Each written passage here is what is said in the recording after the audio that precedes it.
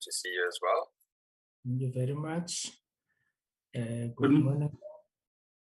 Good morning, Chairperson. Good morning, members of the Portfolio Committee. Thank you very much. I think we should start. It's now 9 o'clock. What I propose we do. Recording in progress. Today we are supposed to be getting a briefing on the annual performance plans and the budget. And we thought that we would also use this time to get progress reports on the issues we raised during the last appearance of South African Human Rights Commission before Parliament as to what has been done. I propose that we start with the APPs, and then thereafter we will receive the progress report from the South African Human Rights Commission on the issues relating to audit findings that were made by the Auditor General with respect to their books. And that is what we would do after we have dealt with the budget. Is that in order, members? Fine, Chair. Thank you very much. Is that in order, Chair? It is in order, Chairperson. Thank you. Thank you very much. Good morning, Chairperson, and to the delegation from the South African Human Rights Commission. I saw that Advocate Gam is also here. Good morning, and other commissioners present. Mr. Malachi, Ms. Nduli. Good morning to everybody, the CEO. Good morning to everybody. Chairperson, I think you would have received communication from ourselves that we intend to have presentations for 30 minutes, not longer than that, which means that we want a much more focused presentation on the budget and the APPs. Over to you, Chairperson. Thank you, Chairperson. Yes, we will receive those presentations. Mr. Siasanga will present the APPs, and Mr. Lori will present the budget part. And in the process, we will also then address the progress made with regard to the audit issues that have been raised. I just wish to thank you and to greet the members of the Portfolio Committee, the commissioners present, as well as the CEO of the Commission and the supporting staff.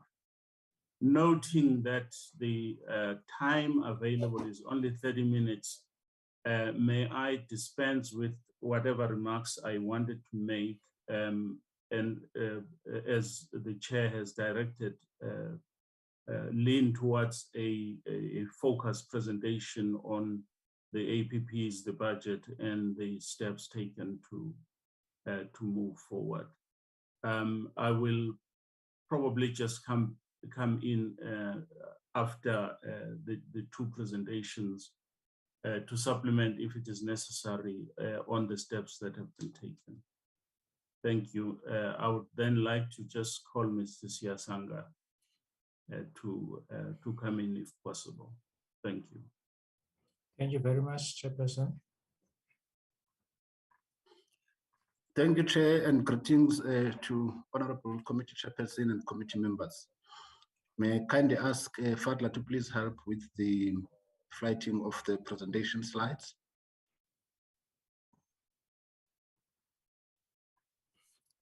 Thank you so much, Fadla. If you go then to the opening slide, where we just provide briefly context in terms of our planning process in preparation for our 2022-2023 financial year.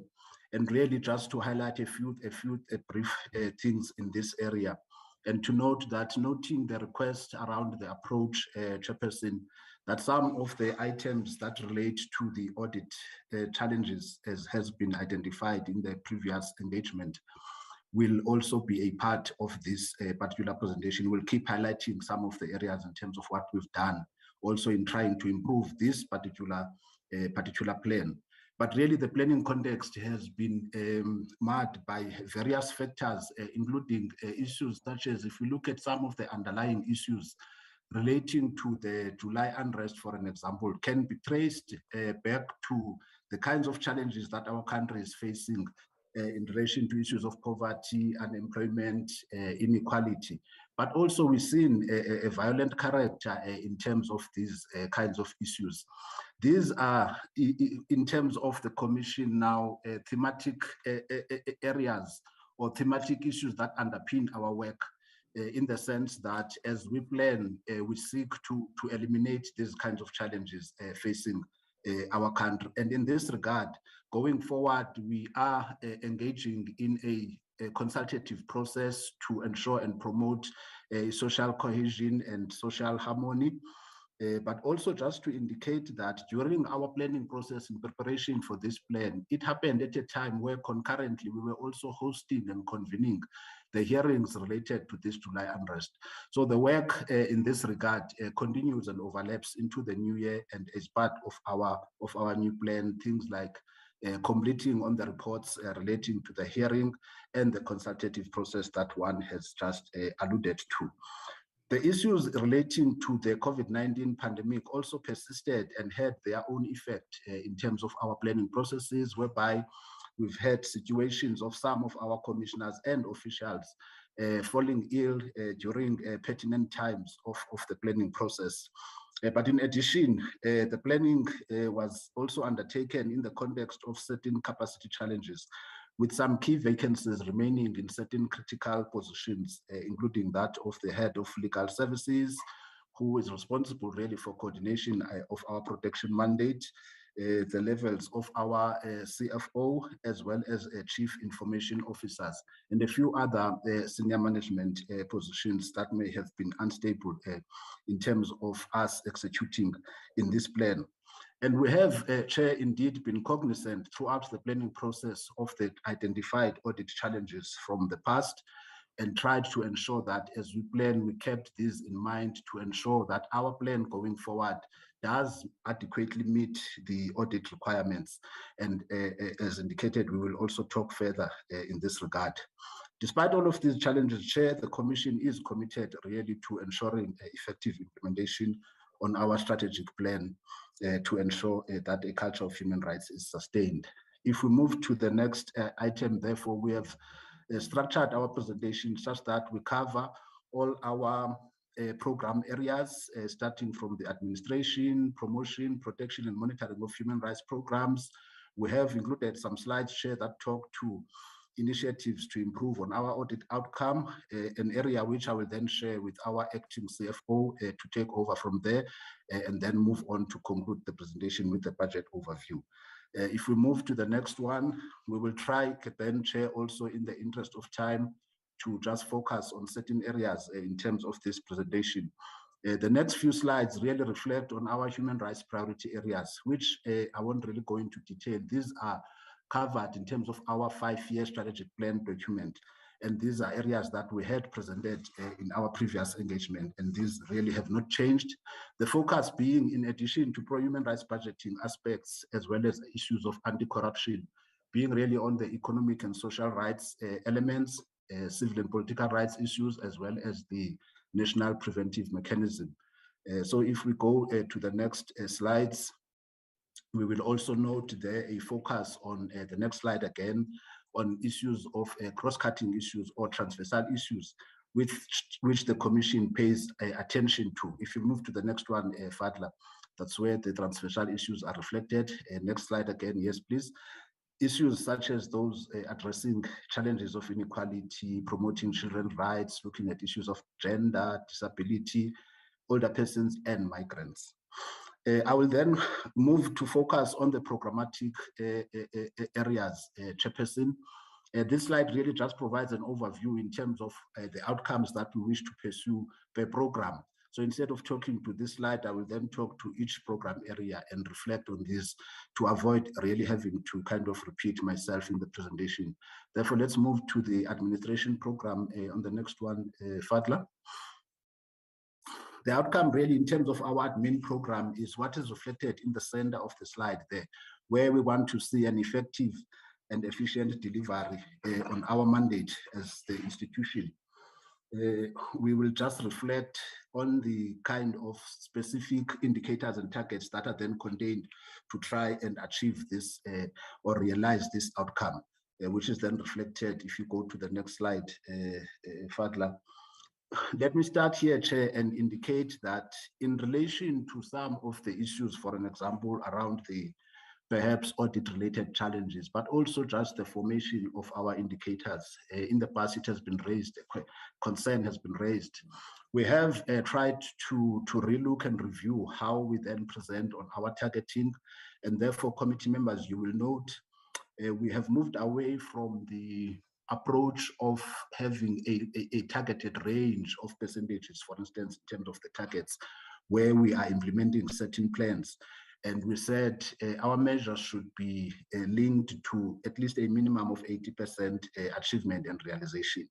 And this really accompanied by the rationalization that learning from the past, there has been instances where we get diverted due to arising issues and challenges that then make it kind of impossible to then reach fully a 100% mark, and therefore to be realistic, we would target at the 80% mark. However, we have committed to 100% implementation on a few areas that we thought were critical. One, including areas around compliance with legislative requirements, and noting, Chair, that a basket of this legislation also touches on some of the elements raised through our procurement challenges in relation to the audit, and therefore the commitment to ensure that we fully comply where that area is concerned. And really another new area that we would be looking at going forward is in relation to the Protection of Personal Information Act, whereby the Act is now in operation, and we have as an institution to respond and ensure we comply, and especially the kind of institution that we are, where we deal with thousands of information of individuals. We have to ensure that we are covered there.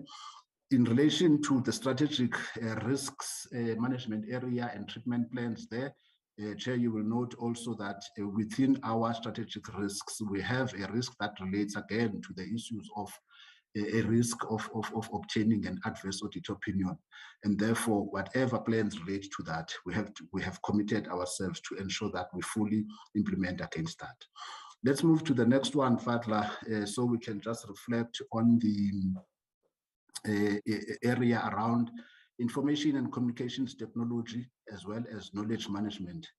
Here we have planned to undertake a digitization project where we digitize all of our documents and automate our systems. Really, this is in response, firstly, to the requirements, or rather the demands, and utilizing the opportunities presented by the fourth industrial revolution, but also ensure that we do take opportunities to advance human rights through technology. Also, it helps us to then move towards paperless systems, which then promote the accessibility of our documents online. It does also address issues in relation to the audit, Chair, where in terms of records management, is the accessibility, the efficiency of prevailing, or rather availing our documents to the process of auditing will then be made more efficient through the digitization process. Again, looking at issues of audit, the commitment to implement 100% on our internal audit plan, we have also rephrased the target relating to 1.10 on the slide, which is the audit opinion, and directly targeted now that we should be obtaining a clean audit.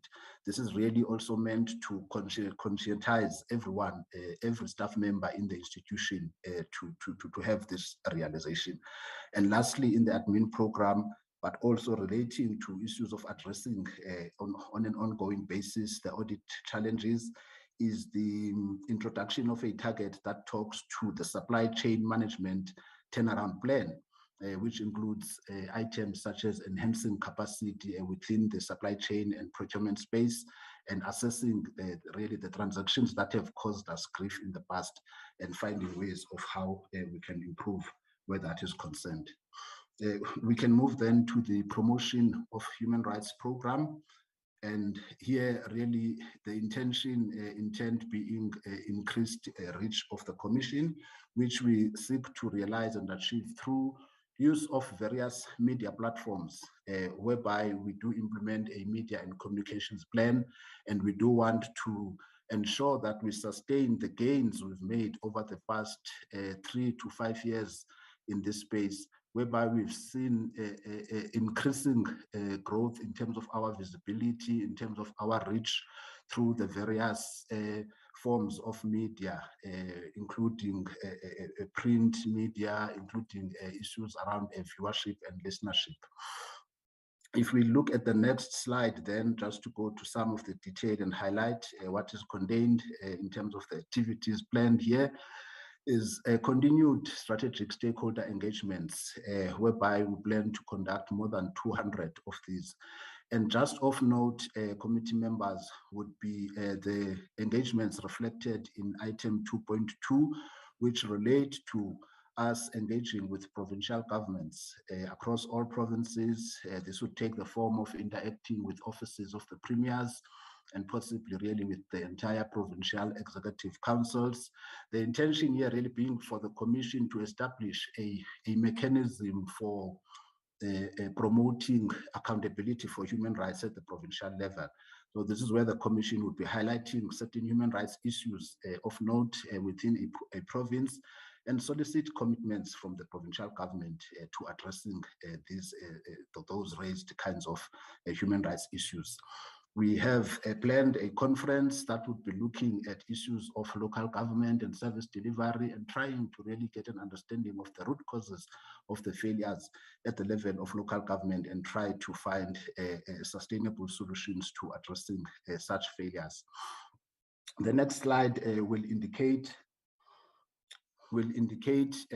at the level of communities. You will note item 2.7 there.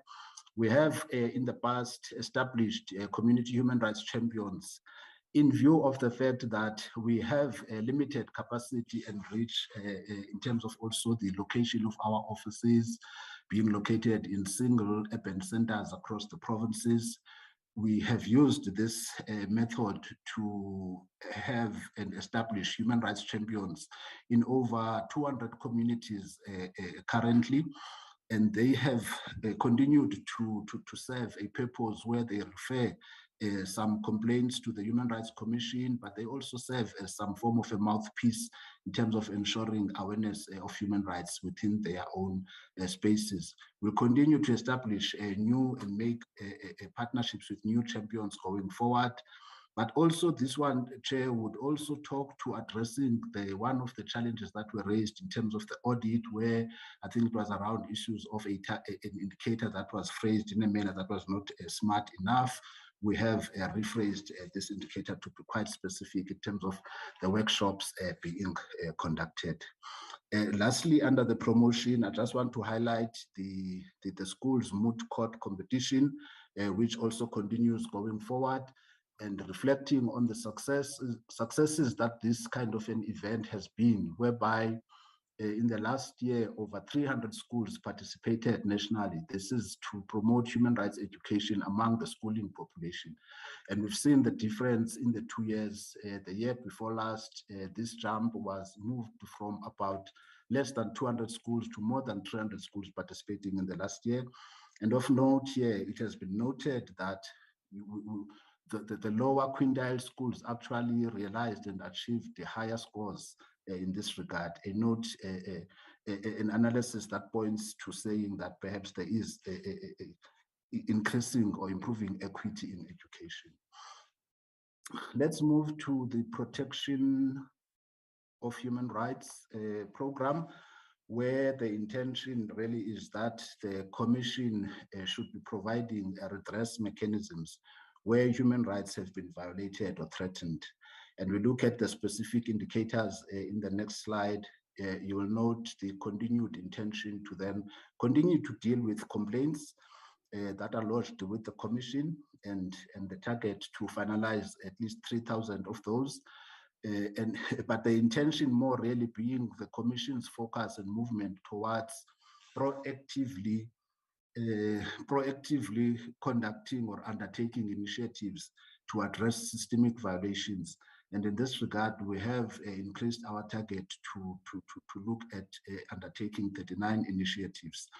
We do produce our complaints trends analysis reports, which really does provide for a look at past trends in terms of the nature of complaints that come through.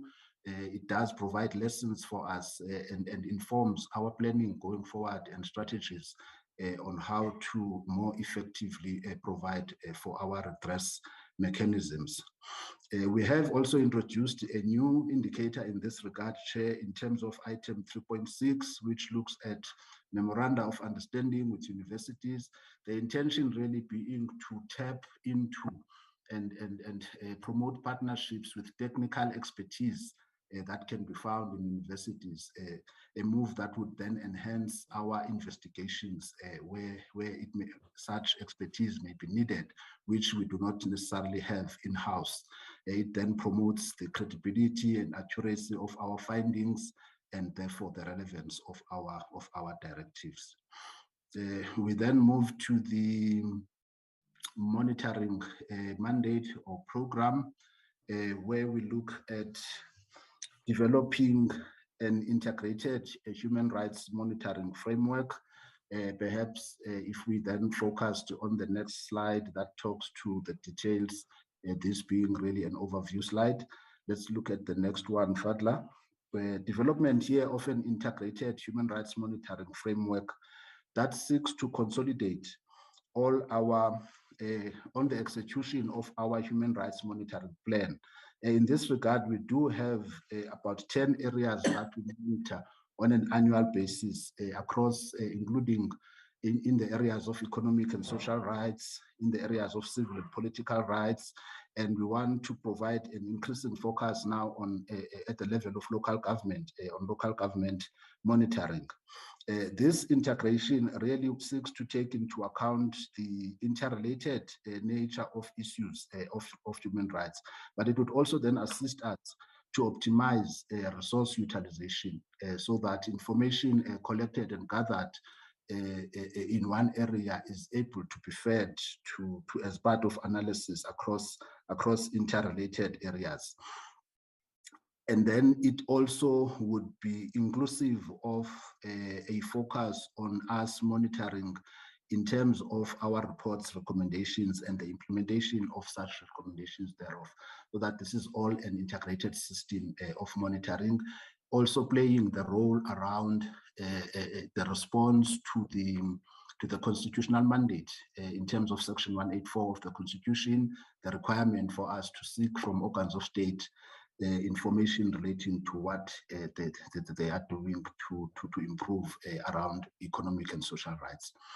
We then package our findings around monitoring into various reports, including the State of Human Rights in South Africa reports, as well as provincial states of human rights reports across provinces. So each province would reflect on the monitoring findings and make certain recommendations pertaining to the province, likewise at the level of the national level, and we look at all the various rights areas.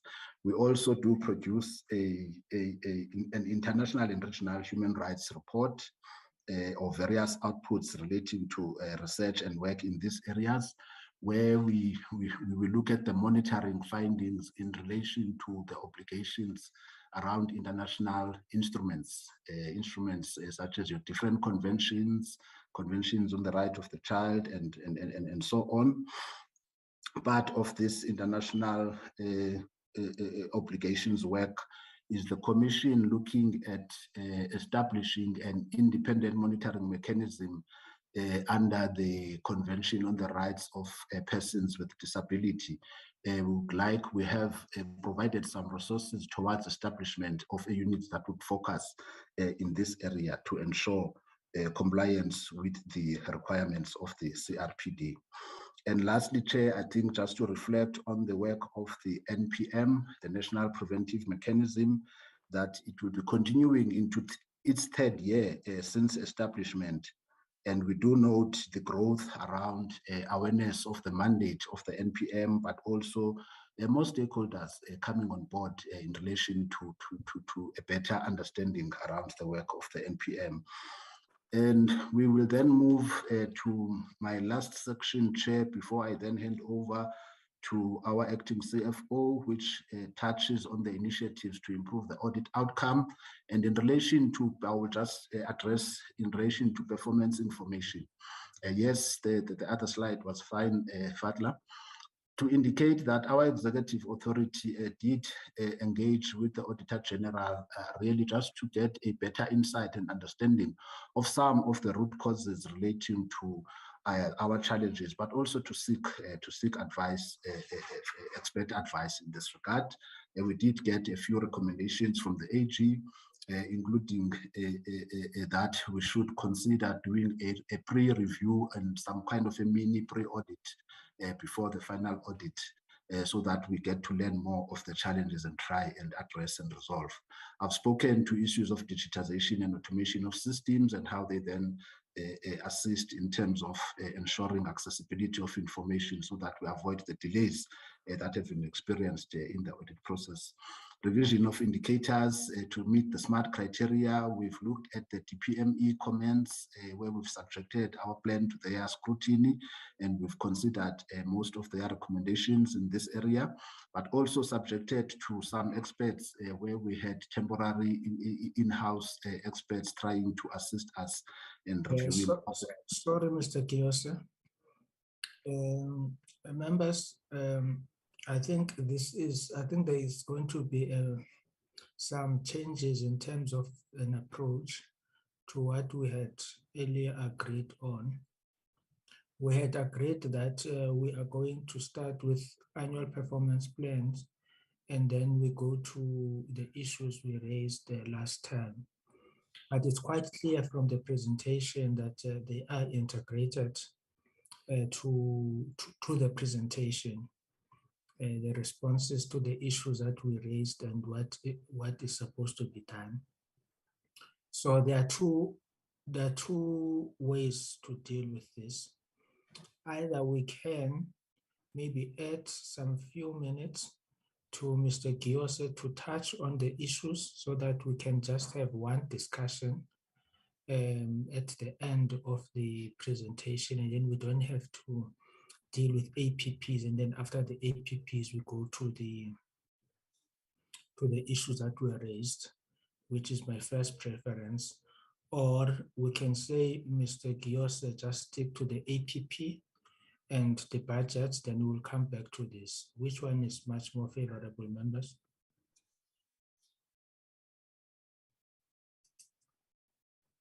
Yes, Swart, yeah. Honorable Swart. Okay. Actually, I support your view that we should allow the Commission to make their full presentation and give additional time now to touch on those issues which we asked for reports on, given that a lot of it is integrated, as you pointed out, and then we can engage on the whole presentation and what we asked for reporting on in one session. Thank you, Chair. Thank you very much. Is there a contrary view? Oh, we have Honorable Newport Strachans. Thank you very much, Chair. I was just supporting your first view that seeing as the issues are already integrated in the presentation, then we should take your first suggestion. Thank you. Thank you very much, Honorable Newport Strachans. Honorable Glenn Spredenbach. Thank you, Chair. I'm covered. Thank you. Thank you very much. Members, can we add 15 minutes to this presentation in addition to the 30 minutes so that they are able to deal comprehensively with the issues of audit improvement, and then we can have a comprehensive discussion? Is that in order? Yes, Chair. Thank you very much, Honorable Newport Strachans. No, sorry, Chair. No, I'm fine, thanks. Thank you very much. Mr. Giose. And Thank you, so, Chair. yes, so you would be able, so we have added 15 minutes, which will also include the presentation of the budget to your presentation. And we also noted that we took about 2 minutes in our discussions. So we should be done by 9:47. Thank you, Chair. Much appreciated.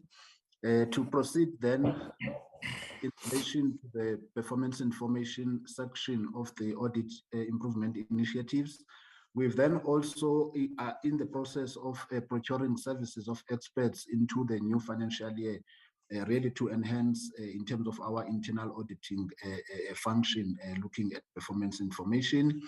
We do also have institutionalized internally quarterly performance information workshops with all staff, noting that some of the challenges really kind of come all the way from the bottom, where staff are handling the information. So we continuously provide an assessment and provide feedback as to areas of improvement. And lastly, on this one is the establishment of a cross-functional task team, where we're taking an approach that says we should be looking at these issues as institution-wide issues that are a responsibility of everyone, and therefore a multifunctional task team that looks at assessing, advising, and acting on resolution of existing audit findings. At this point, Chair, thank you. My section, I will then hand over to the acting CFO to continue with the audit improvement initiatives relating to the other aspects relating to procurement issues and so on. And then she will move on to conclude with the budget in the presentation. Thanks, Chair. Laurie, over to you, through you, Chair. Thank you very much, Mr. Giose. Thank you. Good morning, Chairperson, members of the committee. Do I need to show my video, or I think for bandwidth, I'll just carry on. Thank you. Fadla, if we can go to the Sorry, next slide. if you can just, so that we can see your face quickly and then Oh, switch it off. no problem.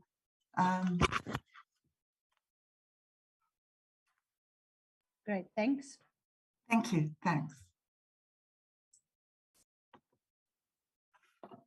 Thank you. Following on from the previous engagement with the committee, these slides show the improvement initiatives undertaken, understanding that these initiatives did begin later on in the year. Following on from the retirement of the head of corporate services, a replacement is being sought. Recruitment for a permanent CFO is at an advanced stage. The Scm transactions have been re-reviewed from the beginning of the financial year to identify and record any non-compliance. Ms. Laura, what do you mean by an advanced stage? We want specifics. Thank you. I believe that the interviews did take place. The shortlisting also took place. And I think it was last week or the week before, the shortlisted candidates had undergone the testing. So I'm sure CEO could give us further updates, but so yes, it would be just waiting for the test results and then for the Secretary to make a recommendation. Thank you. Okay, you can proceed. Thank you. If we look at number 4, the current after the reassessment of the transactions that have already occurred, the current transactions are being closely monitored. And then at a high level consultant was appointed to the supply chain unit to further assist in closing of the year and the work in Q4. And there is a turnaround, as we saw, the turnaround plan for the supply chain unit is included in the APP for the 22-23 year. Thank you. Fadla, if we move. Thank you. Furthermore, recommendations from the Loss Control Committee were being reviewed by the acting CFO's office for implementation. The structure and the flow of the Loss Control Committee is being reviewed to improve efficiencies, and the HR processes are ongoing where required as investigations are being finalized.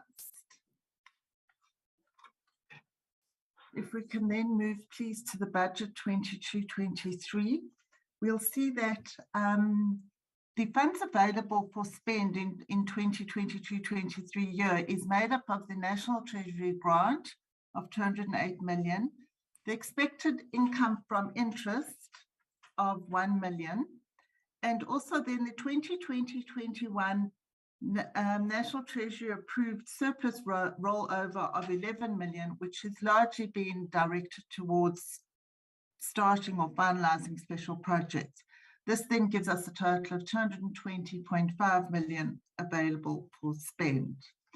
On the next slide, we are reminded that in order to make our funds reach further since the 2019-20 financial year, our cost-saving measures have included the freezing of posts that have become available through natural attrition, the embarking on an organizational redesign, and then the reducing of the square meterage of our new head office space.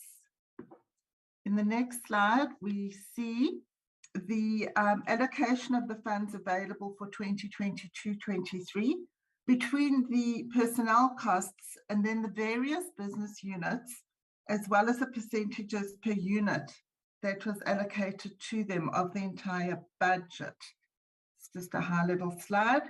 Our next slide shows us that the significant costs of the makeup of the budget are really around the personnel costs, then the corporate support as well as administrative costs, and then obviously the balance going to core operations. Also, if we look at the percentage, sorry, just if we can go back. If we look at the percentage of the budget of the total to the budget of this year, we see in the very last column the comparison to what it was last year, and it's quite stable in its allocation percentages. Thank you. This slide really then is a summary of the following 4 slides, and it shows per programs of administration, the promotion of human rights, the protection of human rights, and the monitoring of human rights, the allocation of budget in percentage form, which is then further broken down between personnel costs and operational costs allocation. The slides that follow are the further breakdown of each program into the business units that they compose of, and then the further breakdown of how the budget allocations were made within that program to these units. That really is a high-level overview of the budget allocation expected in line with the APP and the operational plan for 2022-23. Thank you.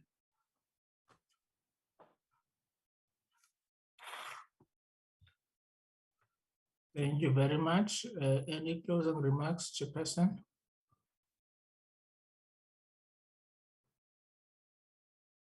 Thank you, Chairperson. Yes, I just wanted to highlight that as commissioners, we also seriously wanted to know what are the causes of the decline, or in our audit outcomes, and we had a very extensive meeting with the team from the Auditor General's office, and we understood that on the financial side, really there wasn't much concern, but it was on the compliance side that there was problem and concern. Among others, there was a need when they addressed us, they pointed out that there was a need for a greater role played by the executive authority for purposes of the PFMA, which we are putting in place. They then also highlighted the need that senior managers should be held accountable so that the remedial plans can be implemented, Then there was the issue of consequence management that they also highlighted, which is something that we are also looking at. We have also had meetings with the audit committee and realized that actually there should have been a much closer working relationship between the audit committee and the commissioners. And we have therefore agreed that, going forward, there is going to be a greater working relationship between the audit committee and the commissioners. We are monitoring what's happening in corporate services, especially supply chain management, and we doing the best we can to see how that can be improved. The CEO did get somebody in to look at all our transactions and to see where there may be issues or problems, so that those could be fixed if it is still possible to do so before the coming audit. And so that process seems to have been finished, and so we're looking forward to maybe a better outcome in terms of the audits this year. Thank you very much, Chair.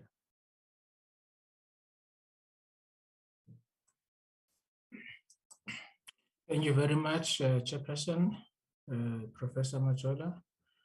Members, that is the report from the South African Human Rights Commission on the audit outcomes on the APP and the budget.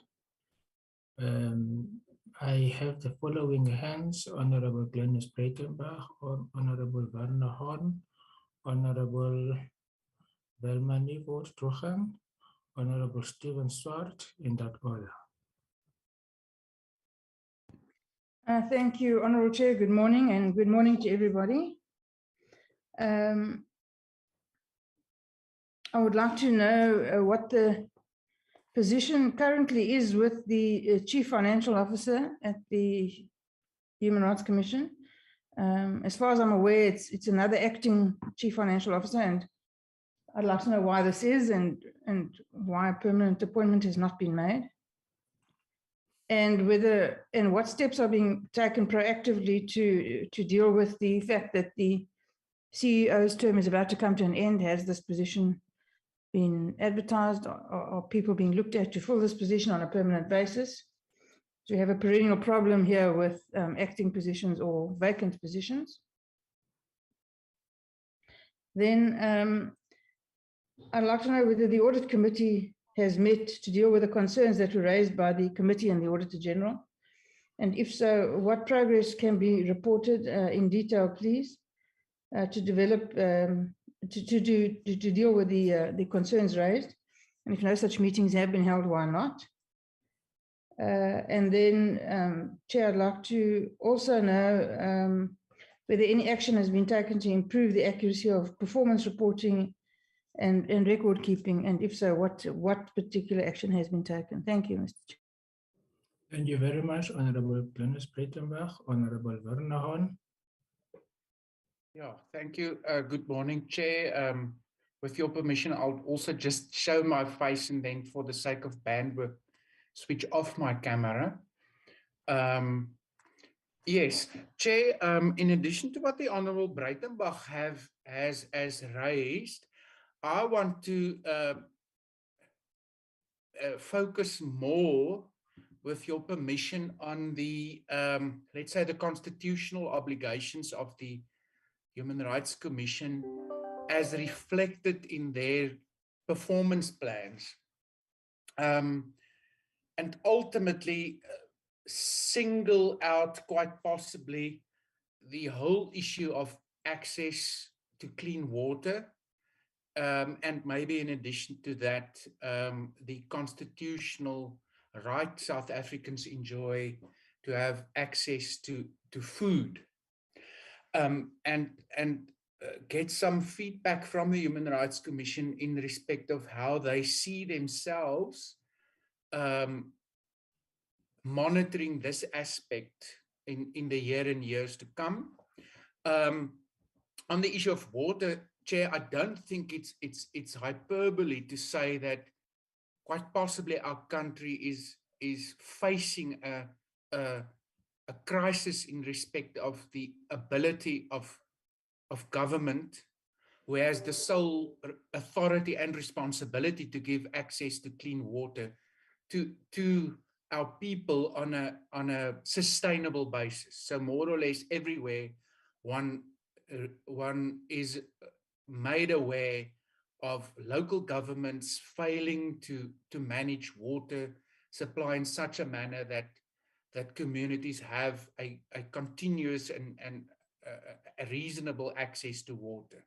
So I know the Human Rights Commission has undertaken hearings in Mpumalanga. That, of course, may be part of a broader plan, and I would like to hear from them if the Mpumalanga hearings is then supposed to kickstart or to enable a systemic report when and what the process going forward is.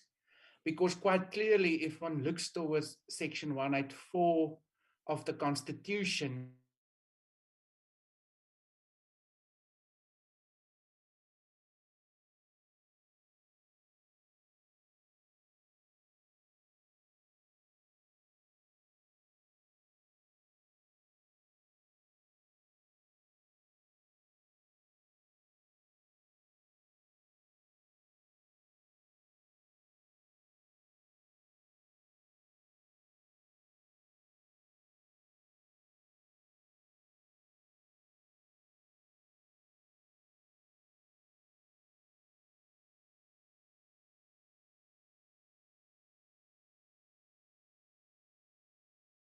Recording in and then progress. also in terms of a raw water supply, in order to make to enable government to ultimately give that access.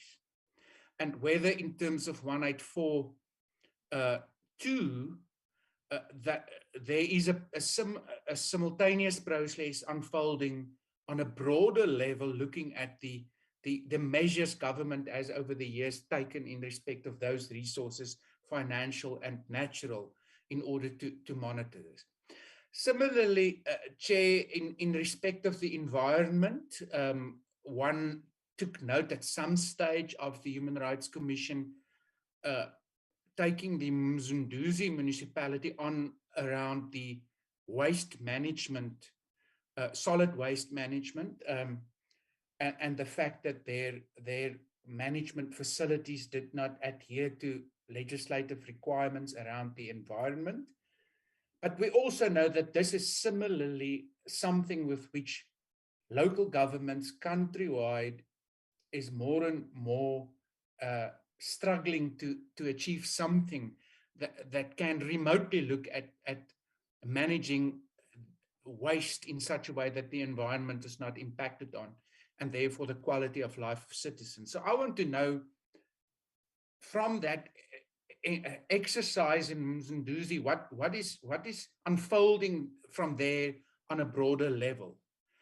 So in essence, Chair, from where I'm sitting, the struggle is this. Our Constitutional Court has previously, in respect of another Chapter 9 institution, said that Chapter 9, and by extension all Chapter 9s, is what it was called an invaluable gift to the nation in order to achieve the attainment of human rights. And the difficulty I'm having, Chair, is that in terms of the most basic of rights, I don't see the Human Rights Commission either in practice or through this APP positioning themselves to ultimately be that watchdog about how government and governments is dealing with the available resources in order to achieve that. So if that specific comment can be addressed, I would be thankful. Thank you, Chair. Thank you very much, Honorable Horn. Honorable Newford Program.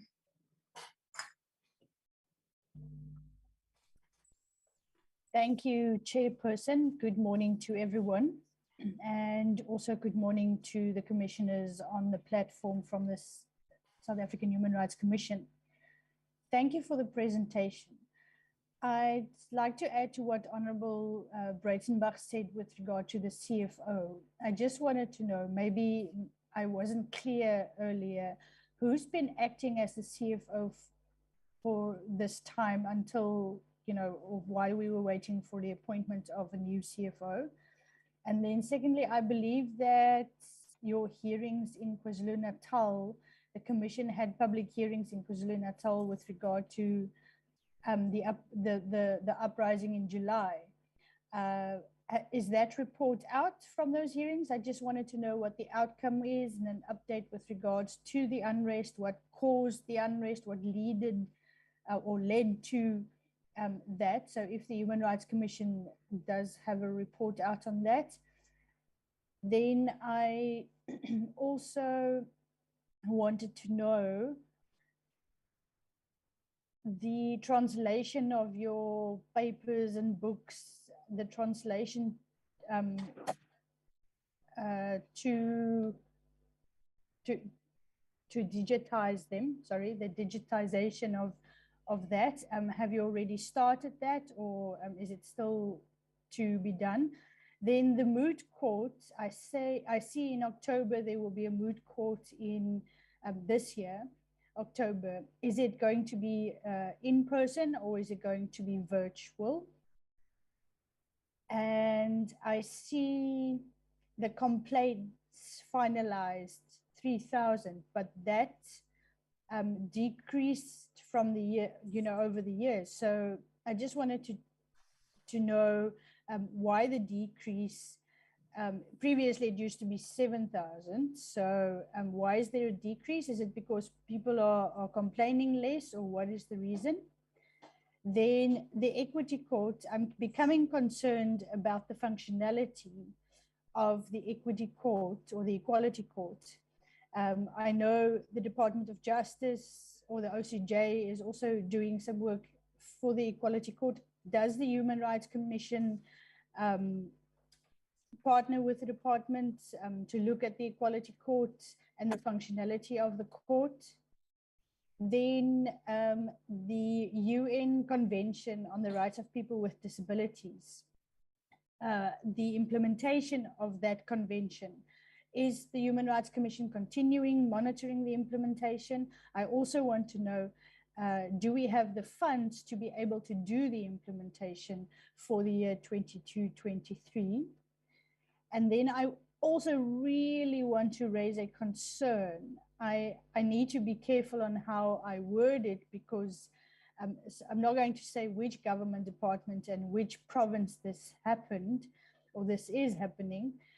I'm becoming increasingly worried that with the department's budgets being cut, they are also trying to, when it comes to organizations for disabled people, to getting them to try and get rid of the staff who are deaf, who are working in these NGOs.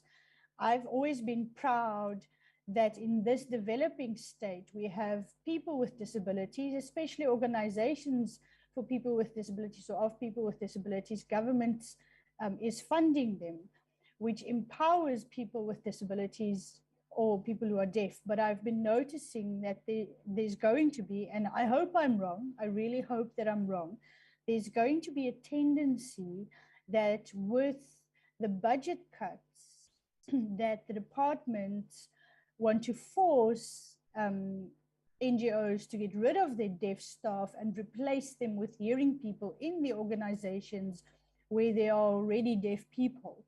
So those organizations who already have deaf staff, need to practice unfair labor practices, or they do unfair labor practices to the deaf staff to get rid of them. How, I'm not sure, but the departments are demanding that organizations replace the deaf staff with hearing staff. Now, that's a violation of human rights.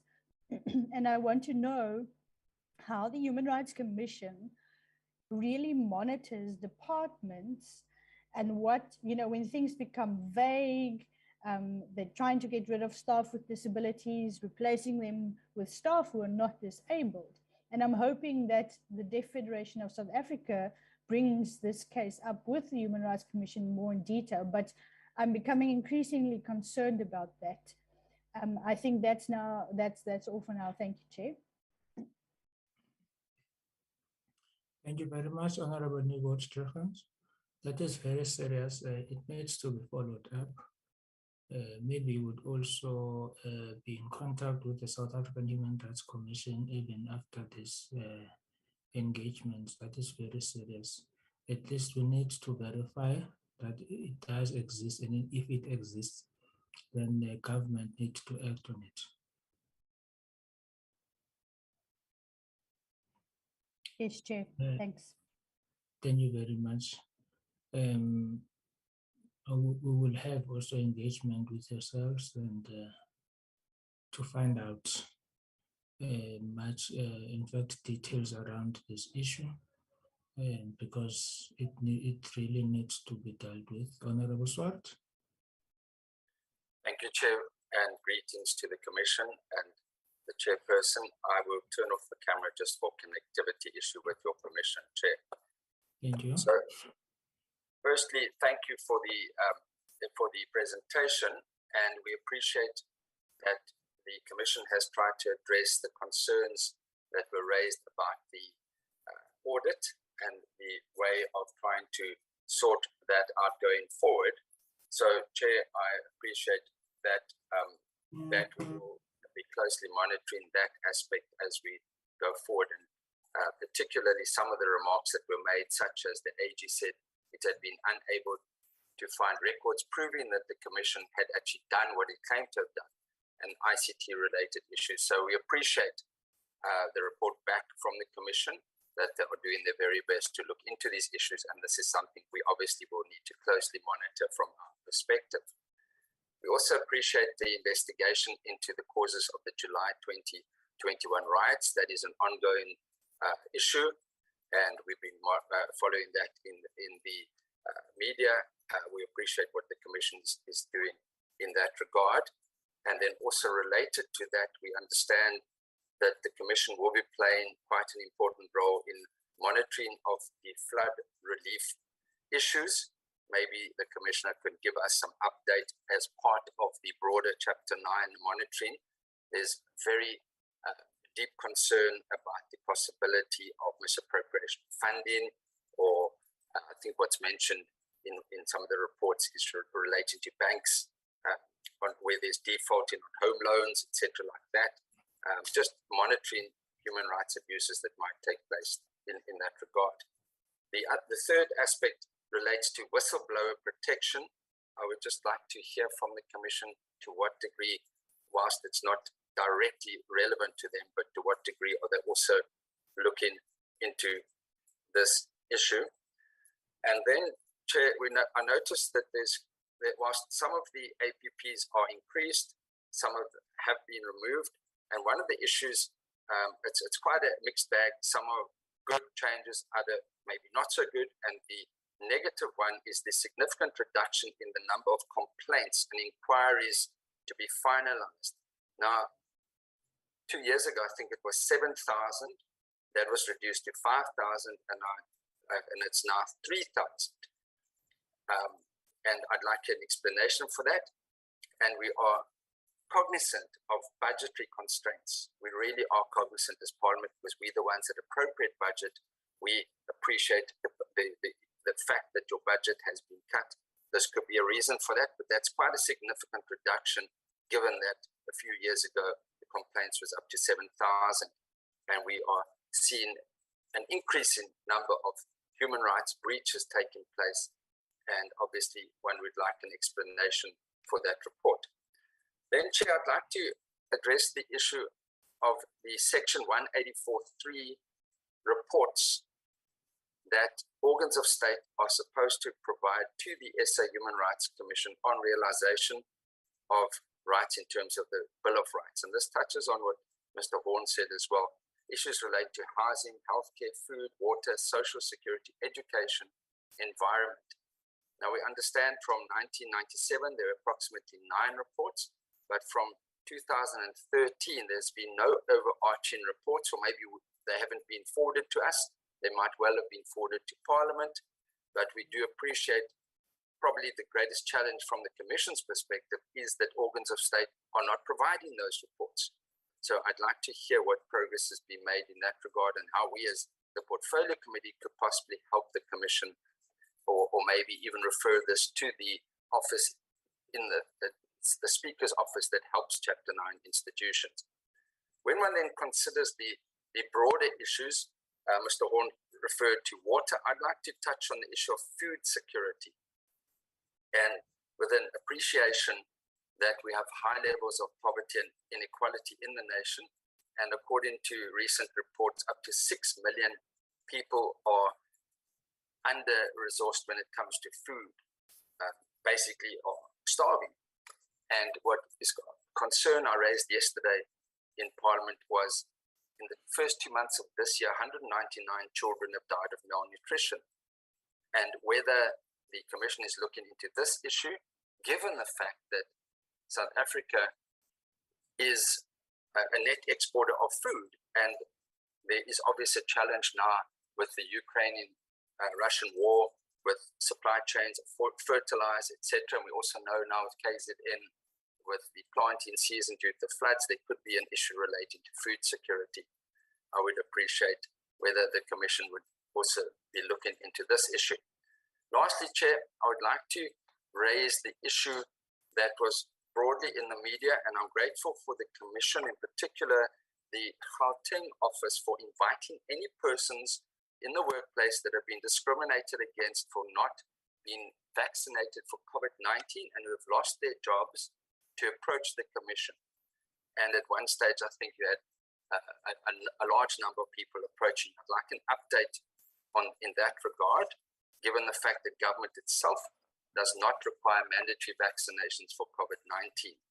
And I appreciate the work that has been done in that regard. We have been overwhelmed by people, whether for medical or other reasons, religious reasons, do not want to be vaccinated and find that they are losing their jobs or being discriminated against in the job environment.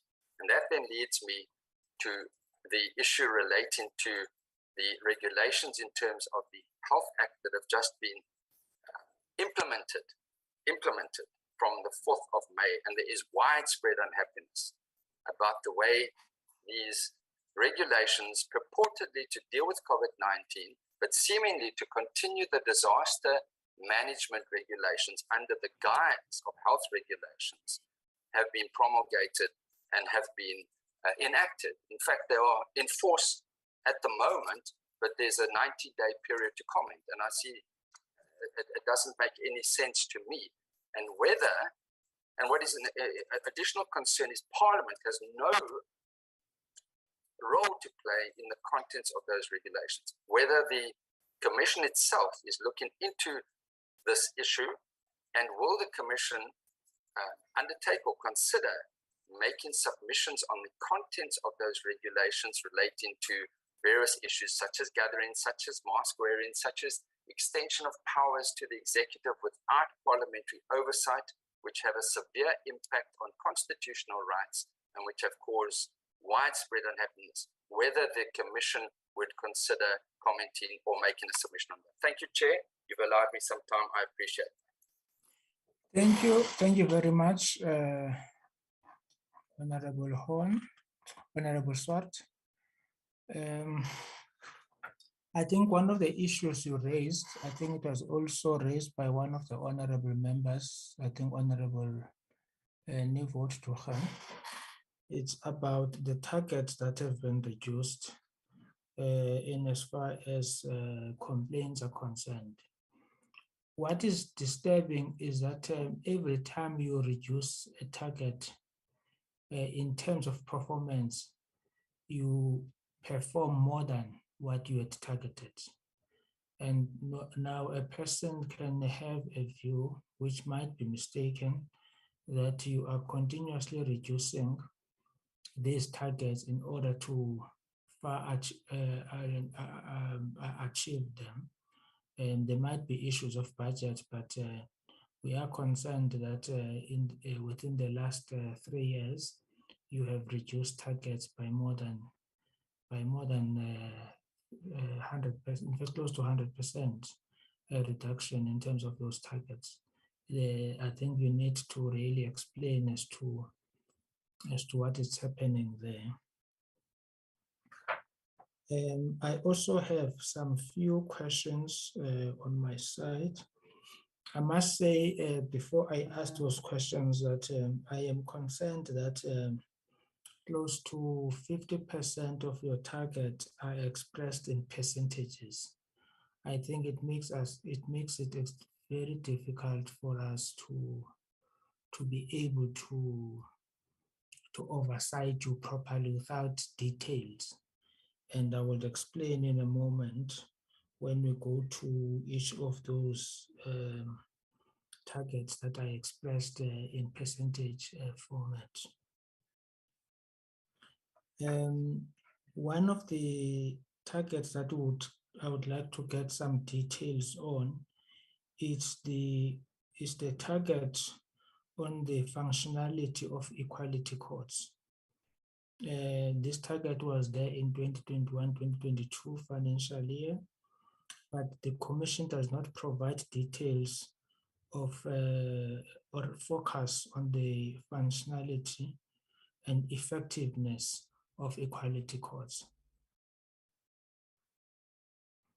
And then in the 2022-2023 APP, you do not provide any further information on how the Commission intends to monitor the implementation of Crpd. If we can get an explanation on that.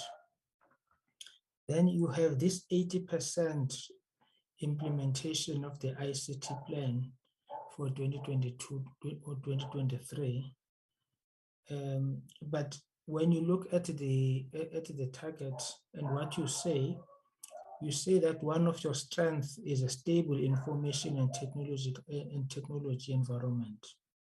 But on the same breath, you say the weakness, it's outdated and ineffective ICT system. Can you be in a position to explain as to what appears to be a contradiction between the strengths and weaknesses, and give us a breakdown, even if it's not today, on what are the elements of deliverables you would have to achieve the 80% implementation of the ICT plan. And what is this organizational culture renewal plan? And what are its deliverables?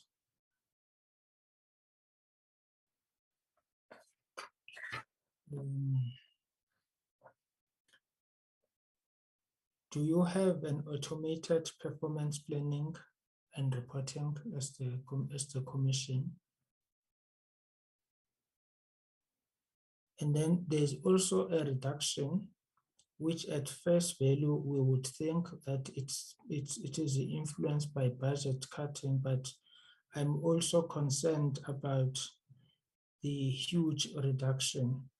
Your number of strategic impact litigation in 2021-2022, you provided for 15.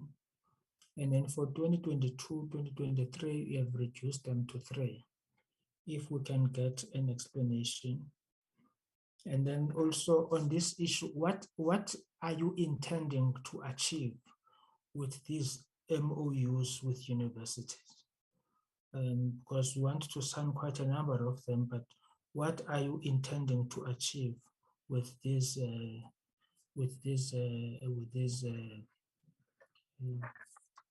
MOUs?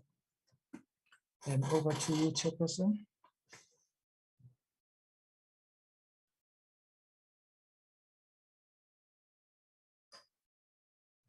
Oh, okay, the last one, it's this 80% implementation of the human capital management. We would also like to get details of the deliverables so that we are also able to, when you come back, if you say you have achieved 90%, we can be able to look at the deliverables that we said you'll be able to achieve and be able to ascertain whether indeed it is 90% or 100% or 80% or 50%. Thank you very much, Chair, over to you.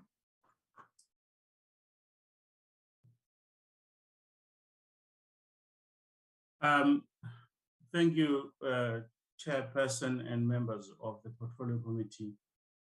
There's quite a number of questions. What I would like to get your permission for is that I distribute the questions as asked. For example, the last question on the human capital management, I'd like to ask the CEO to deal with that question. Maybe, Chair, maybe what we can do to be fair to you and to the commissioners, let's allow you 5 minutes and we come back at 16 minutes past 10 so that you can be able to caucus with your commissioners and members of the executive. Thank you, Chair. May then the commissioners and staff of the commission stay on so that we can use the same platform to discuss. Okay. So other members, can they go and drink tea or coffee?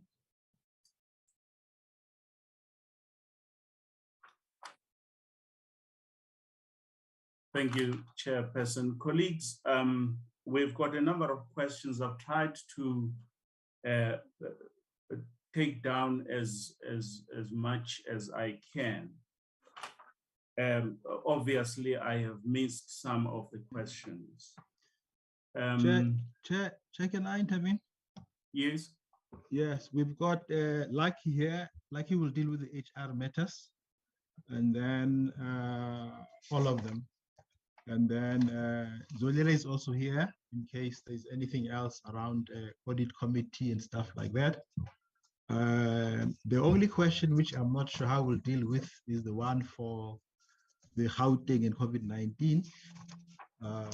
I can deal with the issues around whistleblowers. Yeah, but I would like just to mark them off because we don't have time. When you say all the questions, then it means I've got to go back and so on. Unless you identify each question so that I can mark it off. Okay.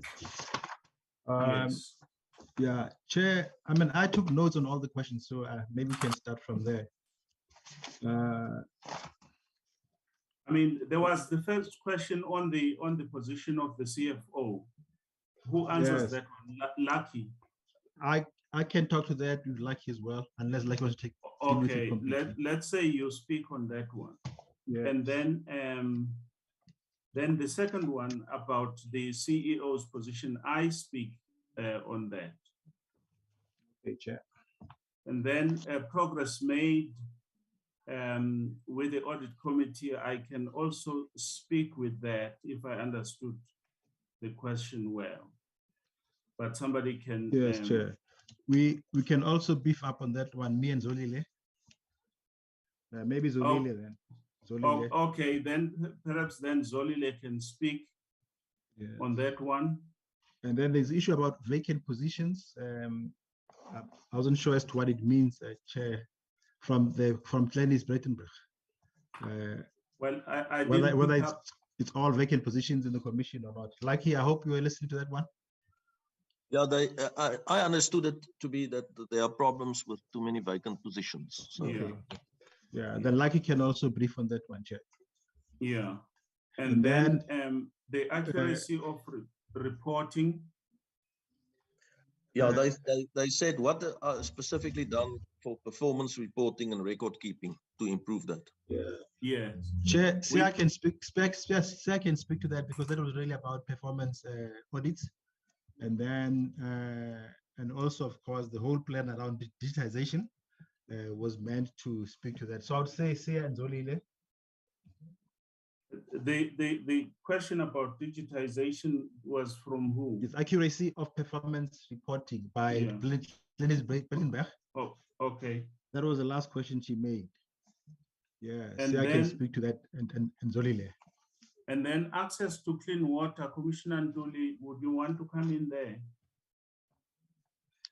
Yes, Chairperson, I can come in. Good morning, colleagues. I could come in on that and also some of the linkages between that and questions around monitoring. Thanks.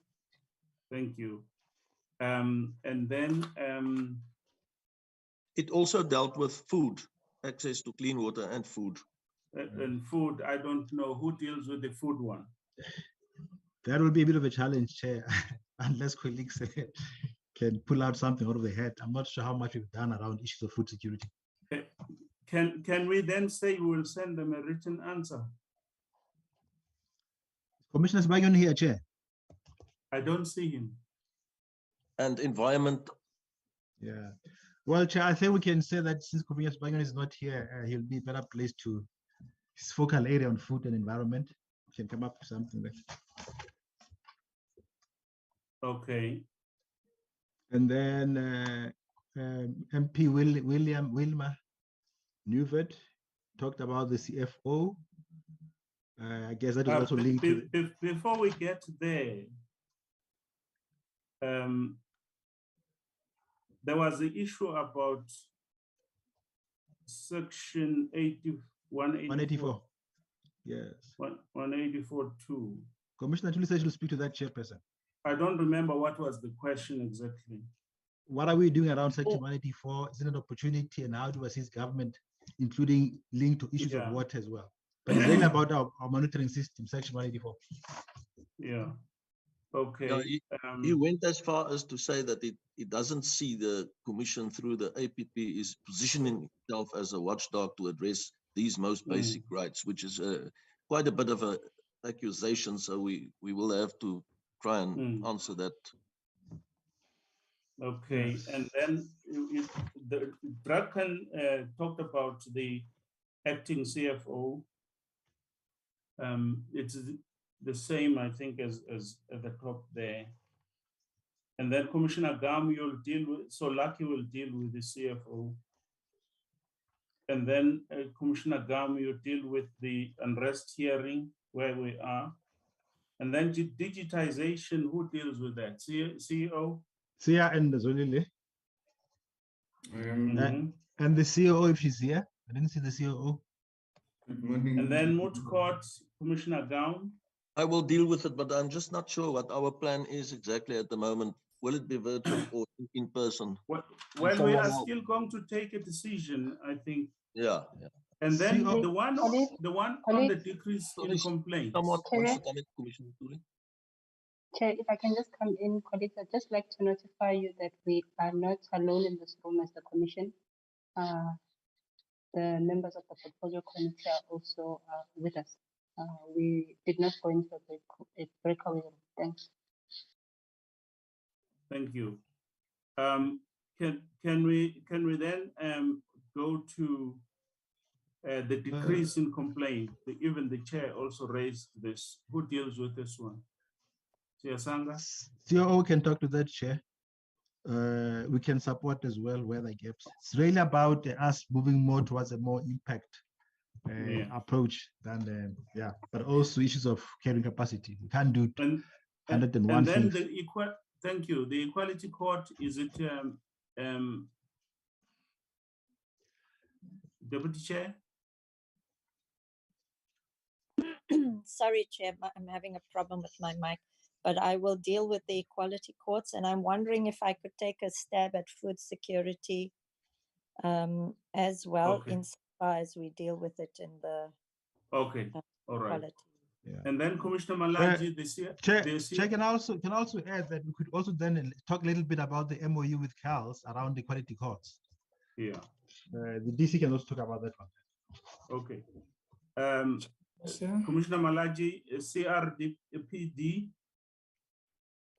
There is the chair of the portfolio committee trying to come in, Chair.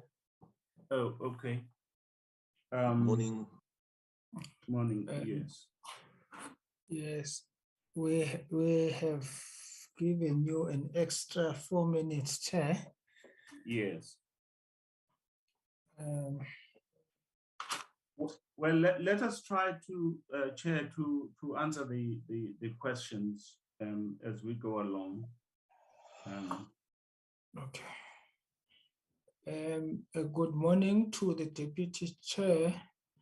I thought she was not in. I just saw her when she was speaking now.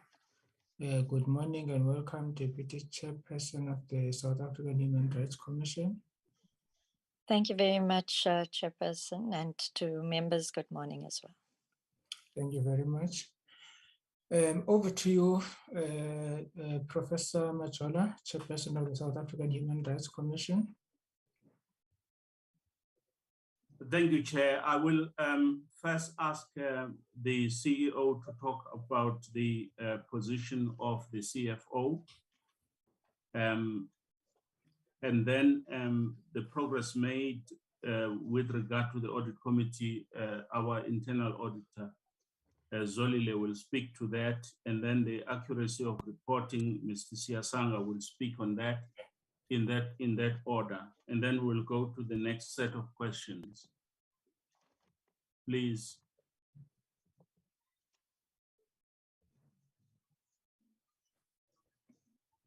Proceed. Thank you, Chairperson and honorable members of the committee. As you are aware, our CFO resigned last year due to death of a husband. We then appointed an acting CFO following our engagements with yourselves to help us basically to respond to many of the challenges in our audit issues. And that acting CFO was actually a member of the AG's office, which actually audited the commission 2 years ago, who has then moved into private practice. He joined us up until this week. And then we have then also advertised the post of the acting of the CFO, and we did interviews, and colleagues then went for a competency test this week, last week, and then we're still expecting more people, two other candidates to go for the competency test. Until the last dates which we have here are 6, 10, and 13 in May. So once that is done, we'll then get the results and then make a recommendation to Commissioner to fill the post accordingly.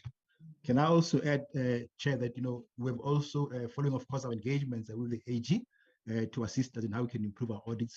We also appointed someone else to assist to deal with the issues of supply chain, who's there until May, the end of May this month, to assist us, and that is also a CA. So basically, we've got two CAs to help us deal with the issues of the audit since last time we met. And yeah, the last one will be leaving at the end of May, and we're hoping that we'll be able to fill the appointment very soon of the CFO. Meanwhile, we then asked our financial officer, Ms. Laurie, to act as a CFO until we fill those posts. Thank you, Chair. Thank you, CEO. May I ask Zolile to come in on the question on the audit committee? Please, quickly. Thank you, Chair. Good morning, Chair of the portfolio and all the members and commissioners. Thanks for the opportunity. Oh, let me briefly show my face. Okay. Okay. Let me just show this. Yes, yes, there were a number of issues raised by the audit committee, but I will touch, amongst others, which also talk to the issues that you've raised around accuracy of record keeping and completeness of the evidence. So what has been done, or what we've also been driving on our side is internal audit. We have encouraged the commission to use a platform called OneDrive, which is a Microsoft platform, which is on cloud, whereby colleagues could submit evidence, share with us, and then we're able to audit that evidence, even if it's remotely. So we've been doing that in this current financial year, particularly for performance information, because also our audit plan was focused more on performance information. So we're able to audit the evidence that have been received and given feedback to colleagues in terms of issues around accuracy and completeness, particularly for Q1 and 2. But obviously, because of we also challenged with capacity issues, we were not able to do that exercise for the rest of the quarters. But however, we've given feedback to the colleagues to improve on those areas. And also, we also working hand in hand with the SSNG. That's our strategic support and governance unit that is led by Mr. Siasanga. So whom also use our report to try and improve more on these record keepings. And then also another issue that I would like to touch on was the Scm compliance issues, which also were raised by the AG. What we've noted there, I think the CEO has touched on the contract personnel that has been appointed to assist in terms of the evidence as well, the records.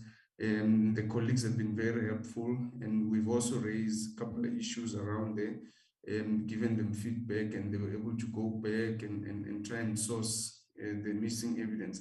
But the main issue there from our side, what we've picked up as the main root cause was our current system, our SCM system, which is not able to keep all the evidence, and initiatives were taken to try and replace that system.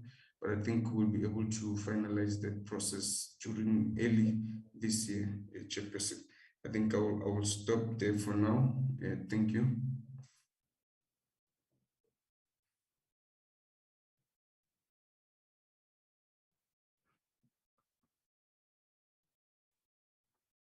May I proceed, Chair? Yeah, thank you, Zolile. You seem to have covered the issue of records inventory in a way. Yes, continue, Siasanga. Thank you, Chair. In relation to the accuracy of reported performance information, we have sourced a temporary support in the form of an official who is going to pay particular attention and focus on the reported performance information almost on a daily basis, whereby they do a review of supplied evidence, or aligning reported information to supplied evidence, and then interacting back with the reporting units in order to ensure that any mishaps are corrected. We then do engagements at the level of senior management, but also with responsible staff in terms of quarterly assessments and feedback as to where the areas of challenge are with the reported information.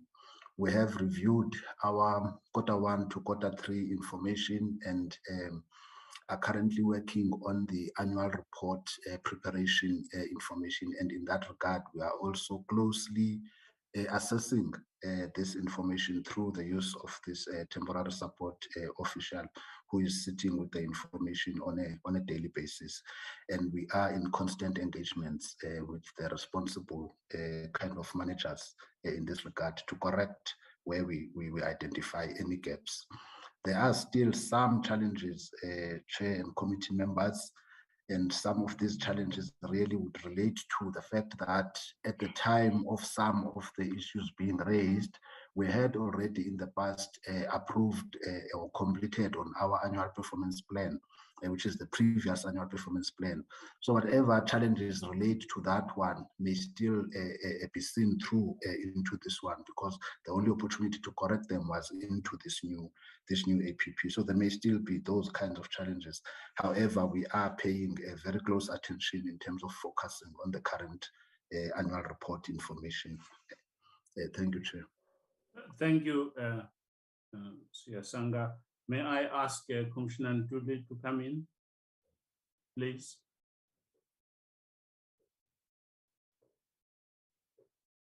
On the question of water and the questions raised by Honorable.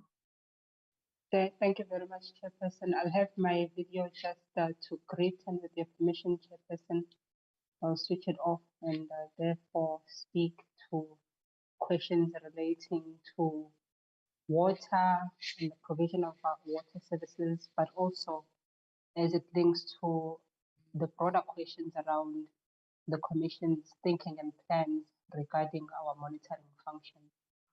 Chairperson and members of the Portfolio Committee, we have indeed been thinking more closely around the question of monitoring, particularly as it pertains to the performance and capacity of local government to deliver services and thereby protect and promote human rights. In as far as those thinking processes have gone, we have been looking closely at legislation as well as policy. In looking at, for example, the white paper on local government, which helps us then to think around questions of accountability as it pertains to the performance of local government. We understand that the white paper on local government suggests that national government needs to develop an overall framework for a system of monitoring and oversight across the various institutions that perform monitoring functions on local government. And this includes the South African Human Rights Commission, but also Parliament. A single system developed by national government would ensure compatibility, uniformity, and consistency across these various institutions that are tasked with monitoring and oversight. And towards this end, we understand, Chairperson, that the national government has introduced this government-wide monitoring and evaluation system, which mainly is a key milestone in the long-term public service reform since '94, because it encourages some kind of integration and articulation across and within the spheres of government guided by this framework. Following this government-wide monitoring and evaluation framework is then the role of premier's offices in ensuring the monitoring of local government. And as far as that is concerned, the Department of Planning, Monitoring and Evaluation has issued in 2008 a good practice guide to help us understand the role of the premier's offices in the monitoring function. We, as the South African Human Rights Commission, are adjoined to this process, particularly by Section 1841C, as well as 18413 of the Constitution. Whereas particularly this guide on the role of premier's offices and provincial governments in local government is concerned, it emphasizes the task and responsibility of these provincial governments to monitor the provision of basic services by municipalities. And we come in via Section 1841C and 184.3 through the obligation to monitor and assess the observance of human rights, as well as then to each year require the relevant organs of state to provide us with information on the measures that they have taken towards the realization of the Bill of Rights. Similarly, Chairperson, the question was asked as to the role of then Parliament. As far as that is concerned, to this question of monitoring, particularly around this integrated system, the National Assembly in particular is enjoined to this conversation by Section 55 of the Constitution, which obliges the National Assembly to provide mechanisms to maintain oversight on any organs of state. And as far as that is concerned, and particularly in relation to our APP, we do have a program or an indicator that takes into cognizance firstly some of the practices we have conducted thus far, some of which were mentioned by Honorable Swart as it pertains to our efforts in requesting information from government. We have had challenges, but we also have had successes over the years. And in strengthening those efforts, we then are looking at engagements, strengthened engagements with not just the national executive, but mainly with the provincial executive. And we are asking those critical questions around the role of the provincial executive in the monitoring exercise and in assisting the commission, not just with the 1843 obligations and responsibilities, but also then in our overall focus and processes regarding holding local government accountable. Following this monitoring system that we are developing as pertains to the provincial governments, we are then looking in line with this framework that enjoins the National Assembly at what then, the question of what next following this information. We are seeing, in fact, that through consistent engagements with provincial executives in then requesting those information, we are able to also expedite some of the complaints that are vested within the various provincial offices. So in effect, there is some kind of monitoring and reporting contracting that is being developed between the Commission and provincial offices in service of this broader monitoring mandate and monitoring objective. Insofar as Parliament is concerned, we are looking at where to from there. Which of this information that we receive is sufficient, which is not, and that which is not, we are then exploring further platforms for remedy, including the judiciary as well as Parliament for its function and mandate of oversight. And we are doing so then in service and in lieu of this constitutional dialogue, which enjoins us as the Commission to these other accountability mechanisms. Someone did mention earlier our work with regards to the KZN response, and we are using a similar system wherein we have agreed with the provincial executive that we would have. We had initially agreed on weekly meetings, but seeing that much work needs to be done between our meetings, we are meeting on a fortnightly basis, and those meetings are mainly for the purposes of holding the provincial government accountable for their own response to not just the disaster in KZN, but other broader pre-existing issues surrounding service delivery and human rights in the province. We have also, as Honorable Horn pointed out, done similar interventions at the level of other provinces, including Mpumalanga. In Mpumalanga, our approach has been to host this hearing that Honorable Horn spoke to. And in response to that, Honorable Horn, we are in discussions around a developing report from that inquiry. We foresee that a final report would be ready by at least the end of the first quarter.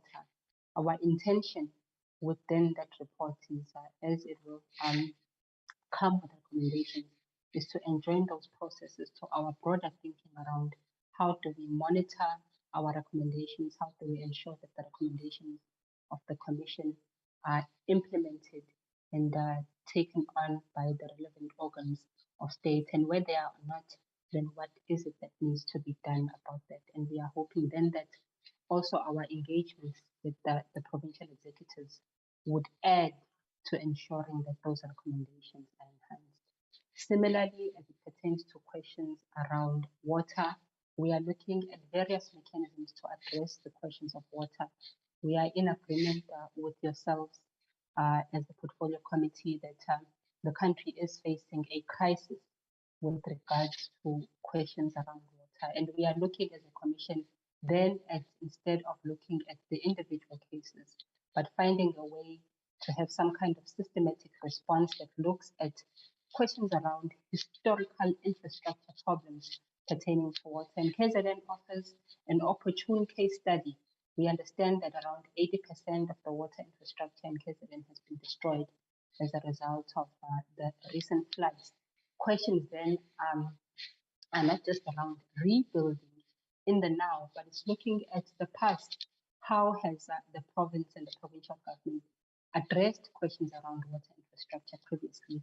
What have been the challenges, and in what ways can this moment assist us as a commission in better, in finding better ways in which we can hold the state accountable to responding more effectively to questions around water.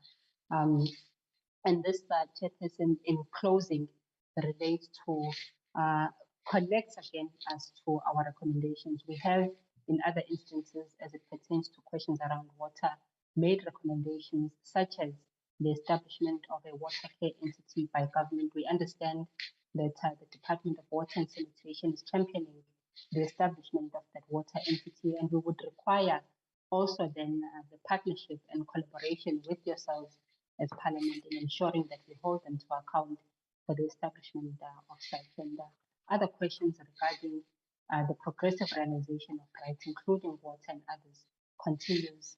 Chairperson, thank you. Thank you, Commissioner Nduli. May I then ask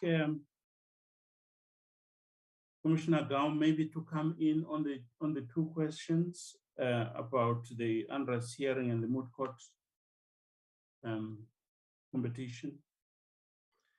Thank you. Thank you very much, Chair and honorable members of the committee. Yes, as far as the hearings on the unrest is concerned, we have made good progress in that regard. You would have seen the witnesses that already testified before the commission panel. Consists of myself, Commissioner Ntuli, and Commissioner Nissen. And these witnesses included various ministers, and I must say we had quite good cooperation from government in terms of the appearance of witnesses. For the very first time ever, the President of the Republic has appeared in a hearing before the Commission. There are still a few outstanding witnesses. We will engage them virtually, and we hope to finalize that as soon as possible. We have a dedicated report writer that has been released from her normal duties to deal with the report writing issues, to also expedite the process. So the draft report would hopefully be ready by June for us to finalize. But there is obviously a lot of evidence to work through in order to write a proper report. On the matter of the moot court, yes, that is a matter that we will still decide whether it will be in person or virtual as we move towards the final rounds, which is in October. Last year, we had a virtual competition. It worked very well, and I think that also led to more learners participating. I was involved myself as one of the judges in the final round. And this is really, one of our flagship projects, the moot court, and something we need to expand as we go along, as it reaches many schools and it really gets the human rights debate going in schools. It's a very positive project from the Commission side. Thank you very much, Chair. So depending on the COVID-19 situation, we will take the decision as to whether it should be in person or virtual as we go along. Thank you, Chair. Thank you, Commissioner Gaum. May I ask our CEO and or Mr. Siasanga to deal with the question that was asked by two honorable members about the decrease in the complaints targets. And then thereafter, may I ask then the Deputy Chair to come in on the Equality Court as well as the issue of food security. Chair, thank you. It's COO. Thank you for the opportunity then to respond on the targets for complaints handling, Chair. Thank you very much. Chair of the committee and members and Chairperson of the Commission, the decision by the Commission to reduce the targets has really been quite a considered one. It has been one we've been grappling with.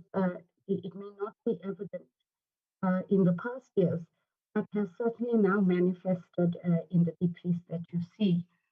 And largely the considerations by the Commission have been around the kind of impact the Commission seeks to achieve in providing redress where there are threatened violations to human rights or violations have in fact been established.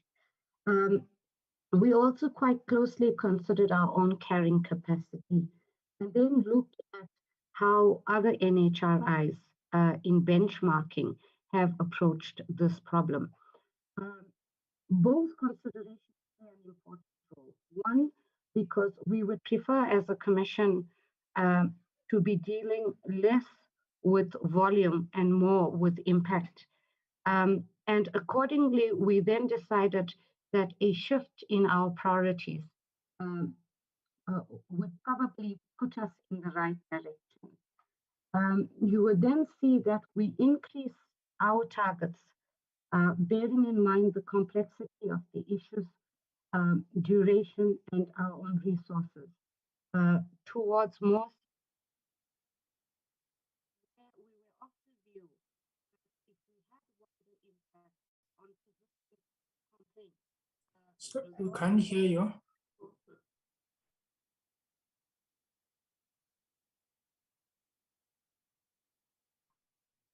Ms. Chantal, we can't hear you.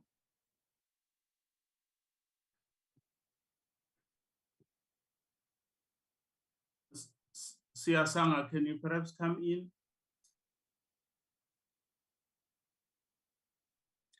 Thank you, Chair.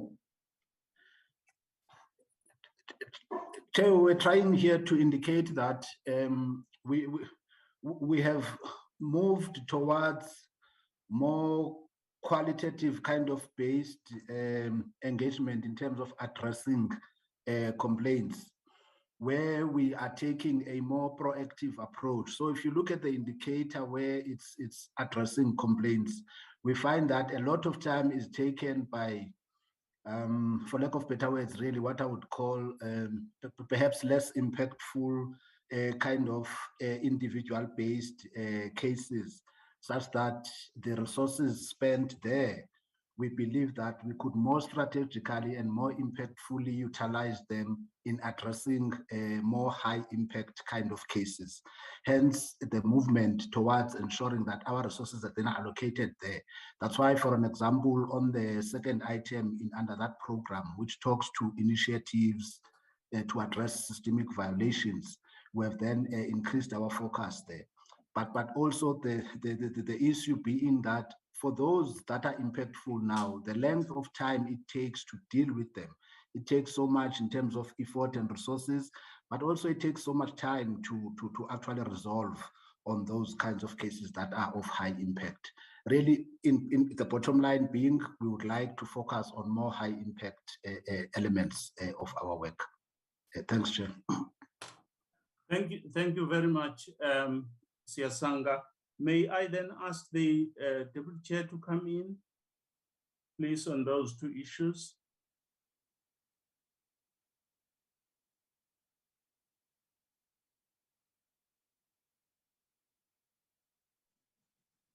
Sorry.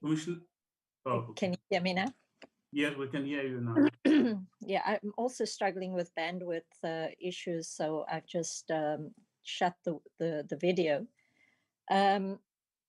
Chair, if I may, with your permission, also deal with the one question that was asked about the environment, specifically in Msunduzi, together with the two issues that you have asked me to respond to. Would that be okay? Yes, that's okay, yes. Thank you very much. Let me then start with the Msunduzi landfill issue. On the broader issue that Mr. Horn raises regarding the oversight role of the Human Rights Commission insofar as environmental justice is concerned, Let me just, with specific reference to Msunduzi, speak about the complementary role played by the South African Human Rights Commission regarding accountability and oversight. Our very specific constitutional role is monitoring and litigating when necessary. The oversight authority lies with the legislature. Hence, we as a commission have a very special relationship with Parliament and with legislatures. The Msunduzi municipality landfill issue was an environmental disaster. The landfill had become quite unmanageable in terms of size. It also became unmanageable in terms of its content with chemical, medical, and other waste that should never have gone into the landfill being dumped there. And when it caught alight, the resulting air pollution affected very seriously the health of the residents in its immediate vicinity, causing lots of health risks to such an extent that many residents had to abandon their homes and move away for quite some time. Visibility on the nearby highway was affected, and the hospital close by also was detrimentally affected. The South African Human Rights Commission then went to court, and after a period of time was successful in obtaining a structural interdict. The structural interdict basically requires the municipality to develop a rehabilitation plan. And I must say in this regard, given the relationship that we have managed to forge with the Provincial Department of Economic Development and Environment, they have in effect become a partner in this particular project regarding Msunduzi particularly. However, it's very important, I think, Honorable Horn, to raise this issue in the way that you have, because the problem of waste management in the country is a growing and potential crisis. We have at a national level a world-class policy based on prevention of waste, reduction of waste, and as a last resort, landfill.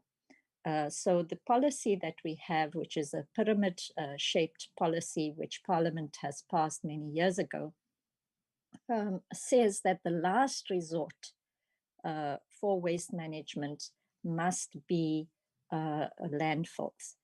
However, I think everybody here will attest to the fact that most municipalities, if not all of the municipalities throughout the country, utilize landfills as the first resort. And this is not sustainable. And this is definitely not in accordance with the policy that Parliament has approved some years ago. The amount of packaging that we still find in our supermarkets, in particular plastic waste, seems to be completely unregulated and is ultimately problematic for future sustainability. There is a huge gap, therefore, between waste management policy that we have in place and its implementation. And I think in this regard, Parliament and ourselves need to forge a closer relationship to start turning things around. In regard to Equality Court's functionality, the question was very particularly, do we partner with the department on the functionality of the courts? The answer is yes, we do, and we are in the process of doing some monitoring of these courts, specifically in the post-lockdown era. where there is a tendency to prioritize other cases other than equality courts in various courts. As we are monitoring and visiting some of these courts, I think one of the things that we must bear in mind is that we do have courts where there are magistrates who are available and equality court premises, etc. And some of them do not get used. And I think that one of the biggest difficulties and perhaps something that we need to give some attention to, and while I'm not saying that everything is fine in all of the courts throughout the country, I think that there's a lot that can be done, particularly in specific courts. But the utilization of these courts is a problem where they do exist and where courts are ready to hear these matters. The South African Human Rights Commission does use many of its courts, these particularly the equality courts, quite extensively, as we generate quite a lot of work for them. But I think members would recall that the equality courts were meant to be informal courts that are accessible to ordinary people, that can deliver a very efficient justice and hopefully ensure that there is still a degree of social cohesion retained through those very informal processes. I do not think that sufficient work has been done in the communities to popularize how ordinary people can take their disputes to these courts, that they don't need lawyers, that these cases will be heard in an informal environment and justice dispensed in that way. I think there is a huge amount of room for more work to be done in this regard throughout the length and breadth of the country. And certainly this is something that is on our radar. The CEO has reminded me also that there's an MOU with CALS based at Wits University on monitoring some of these cases, particularly when it comes to gender equality through the courts and assessing the kinds of matters and judgments that have arisen out of that as well. As far as food security is concerned, I'll try and be much briefer here. I think this is a matter of great concern, not just to the Human Rights Commission, but to the country as a whole. I don't think you need the Human Rights Commission or research to tell us that as joblessness increases and as food inflation has taken a firm hold, this results in massive food insecurity as well in the country. While we're not monitoring this issue directly, we are very aware that Stats SA, and we're very heartened that Stats SA in its census has developed questions around food security and would be able to give us more empirical data once they release their census that is currently happening. What we do monitor indirectly at this juncture is in respect to the vulnerable, particularly children in places of safety and in orphanages. One of our targets next year would be monitoring orphanages, where you would have seen that we had tragic loss of life of children in these institutions in the Eastern Cape recently. Food insecurity was also came into sharp focus in the aftermath of the July unrest, and we are working on a social solidarity campaign, which we would want to come and speak to you in Parliament about relatively shortly. As far as solutions to food insecurity is concerned, I do think that there needs to be a multi-pronged approach, having spoken to various partnering organizations in this regard recently. Price relief from inflation. I think any trip to the supermarket will tell you that it's shocking, some of the prices that you see on basic food items. subsidization is used by other countries rather than just saying that certain things are VAT exempt. Access to food banks, for example, is another option that as a country we should be considering.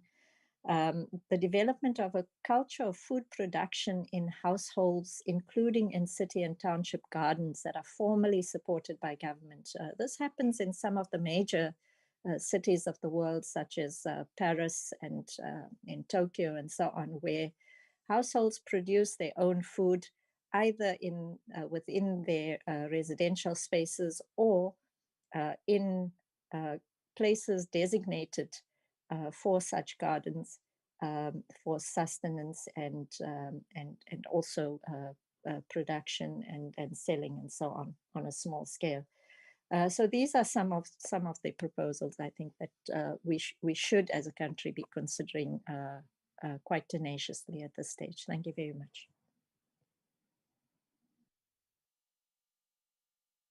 Thank you, Deputy Chairperson. May I call upon Commissioner Malaji to talk about the CRPD, including the monitoring of the how the Commission is monitoring the CRPD. There were two questions which were more or less related that were asked. Commissioner Malaji.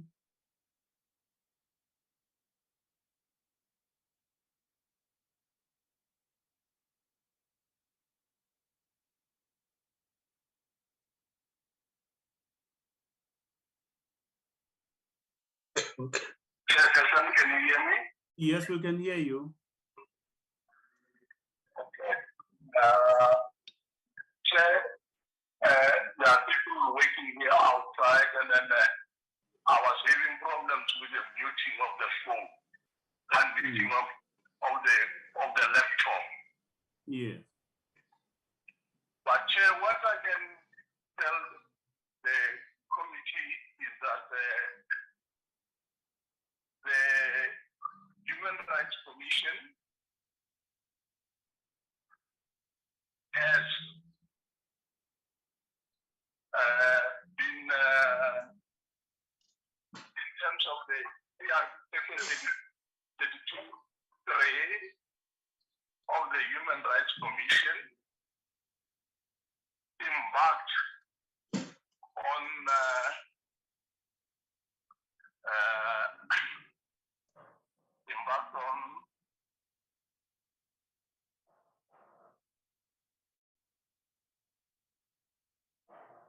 Are you there, Commissioner? Yes, can you hear me, Chair? Yes, we can hear you. Okay. What I'm saying is that the South African Human Rights Commission is, in terms of Article 32(3) of the CRP, the Convention on the Rights of Persons with Disability, expected to be a monitoring mechanism in terms of the application of the CRPD in the country. So what we have done to implement this provision of the CRPD, we have elected members of the civil organization who, together with the Human Rights Commission, will form a monitoring mechanism for purposes of the CRPD. And at the moment, we are waiting for the necessary finances to implement this Article 32(3). So we hope that very soon we are going to embark on the training of members of the civil organization in being together with the commission, being the monitoring mechanism for in terms of the CRPD. Okay. Yes. Okay, Commissioner. There was a question also asked to recommend that with the budget cuts, some departments or one department is getting rid of people who are deaf in favor of retaining people who are able-bodied. I wonder whether you would like to comment on that, or perhaps we just say that it is something that we can investigate if we get more details about.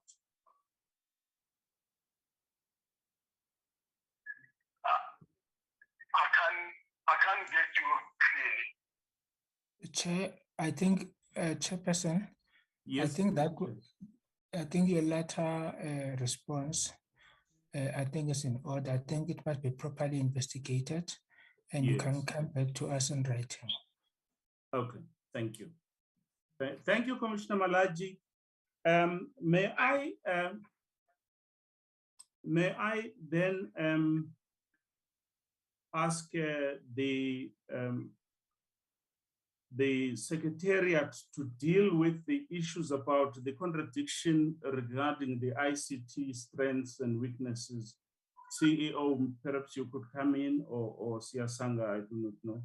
And then there was a question about what is organizational culture renewal, which I think Lucky should take. And then Commissioner Gown, Lucky should also take the question on human capital management. Then Commissioner Gam will explain about the MOUs for universities.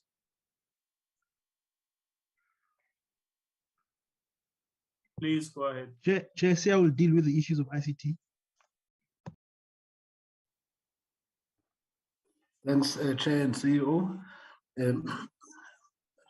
So in terms of looking at this as a strength, it's really a reflection from where we come from, and perhaps maybe a stage to date where our ICT systems have been able to carry us through, and particularly looking at the period of the last 2 years where we've had to suddenly shift in terms of methods of work, how ICT has been able to support us to continue in terms of work from home kind of arrangement or remote work arrangements.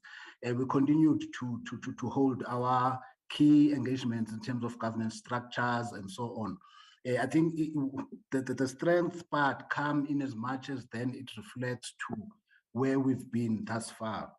However, on the other side or flip side of it, it's in terms of ensuring that we then keep abreast and up to date with developments in the space of technology.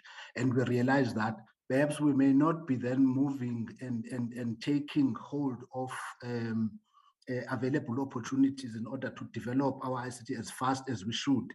And therefore we highlighted, I think it came more as kind of a risk that we are likely to then to run outdated if we don't keep up. And this was a conscientization to ourselves to say, let's then keep abreast with developments so that we ensure that we don't get left behind in the ICT space. Thanks, Chair. Thank you, Siasanga. Yes, perhaps Lucky, you should come in at this stage.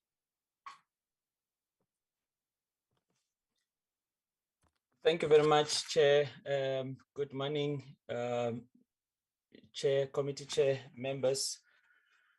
Chair, regarding the occasional culture renewal, what the Commission did some 3 years back, the Commission engaged the services of external experts around occasional culture to do an assessment of exactly what are the occasional culture issues, or what are the issues that are raised by employees which would better the institute, would make the institution a better place to live in, to work in. We were saying, we were theming around it, creating a best employer or the employer of choice kind of institution in the Commission. Then there were specific activities that came out of the assessment process, which activities then we were committing to do on an annual basis.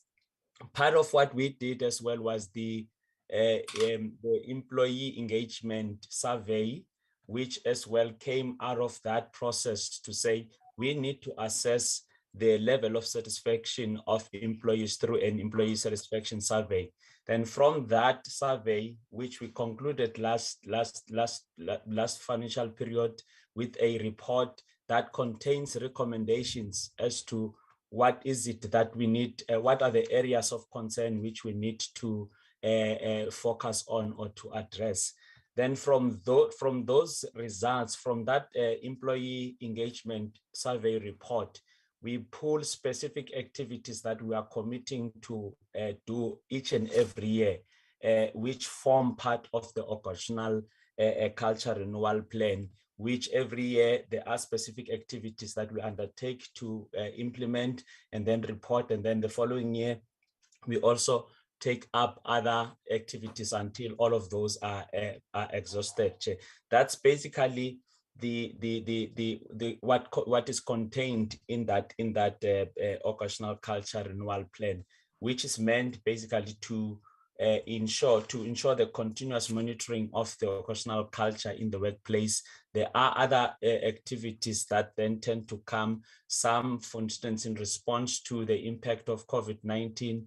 Part of what was proposed, it's innovative around team teas, allowing teams to have a sort of a come together and have a tea and basically blend, because of the view that employees were saying they are affected differently, and with their remote work as well, they feel like they're isolated. So some of the innovations come basically out of engagements, even from staff meetings, which are held quarterly, and those activities, they emanate from there. And then around Chair, what is actually contained in the human capital management plan, it's the normal HR activities that we are doing. The reason why they're contained in the plan is for us at the end of the period to be able to assess the level of achievement on those specific activities. And there may be other emerging HR issues that perhaps when we start the year, management feel that perhaps we need to also pull in the specific issues, and then based on capacity and resources, we are able to pull those ones, including putting them in a sort of HR special projects. For example, part of what we have committed to do this year is to relook at the job profile, to review the job, to do the redo the job analysis, reviewing all the jobs that we have, because it has been quite some time since we did the last job analysis. So because of the changes, part of what then would commit as a special project for this year is a job re-evaluation for all the positions in the institution. That is basically what is contained. Otherwise, other activities are your normal monitoring of the performance management issues, the monitoring of the level of performance around delivery of trainings, the employee wellness, the staff wellness, employee assistance program, and all of those issues that are contained there. Some, as I indicated, Chair, they are pulled in as and when there's a demand, there's a need, even from management or from staff engagements, to say we need to, as well for this year, focus on this particular activity from HR to include it in the plan. Thank you very much, Chair. Thank you, Lucky. Commissioner Gaum, this one question, can you very briefly, just very briefly? Thank you, Chair. Yes, Chairperson of the committee, the MOUs with universities is really about a very natural partnership between, on the one hand, an independent constitutional institution, and on the other hand, public institutions with academic freedom and institutional autonomy. As Professor Madikizela put it when we approached the Eastern Cape universities in this regard, he said that as public institutions, speaking about universities, we have to serve the community, and therefore he also saw it as a very logical partnership. So it's really about strategic partners that would boost the Commission's efficiency and effectiveness and also our reach. We specifically thinking about the law faculties where we can get from them legal support, including student interns, advice, even participation in hearings and inquiries, and then also expert support from other faculties, including on matters such as water, health, engineering, education, system improvements, research, and so on. To make an example, if a school would, for example, collapse somewhere, then the engineering faculty can be of great assistance to the Commission to provide the expert advice and opinions that we don't necessarily have that capacity within the Commission. We're also working towards an online human rights module for all students with the universities in partnership with them already. And these MOUs would also just strengthen the and expedite the process of developing that. So it's really a strategic partnership for expert advice and expert assistance. Thank you, Chair. Thank you, Commissioner Gaum.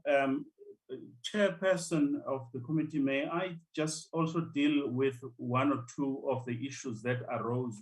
One of the questions that you asked was about why the number of impact litigation cases has dropped to 3.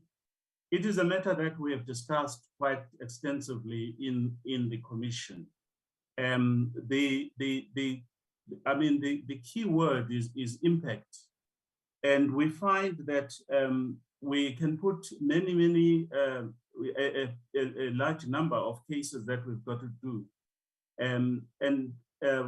You know, they have no impact, or many of them have no impact whatsoever. The Umsunduzi case that has been referred to has got an impact in the sense that it lays down certain principles that can be used then in dealing with environmental issues in other municipalities without having to go to court or to argue the matters very seriously. And that is the impact of the case. We then realized that we actually also spend a lot of resources on cases that, you know, do not have impact because we are chasing the particular number, which is arbitrary, is very difficult to fix. What we mean by impact litigation, we mean a case that you do, and if you're successful, it then changes the atmosphere in a wide environment, wide for the society, for the wide society. Can I make an example of the Navirapian case, the treatment action campaign? You know, it was just one case, but then it changed the whole thinking in the country. That is what we talk about impact litigation.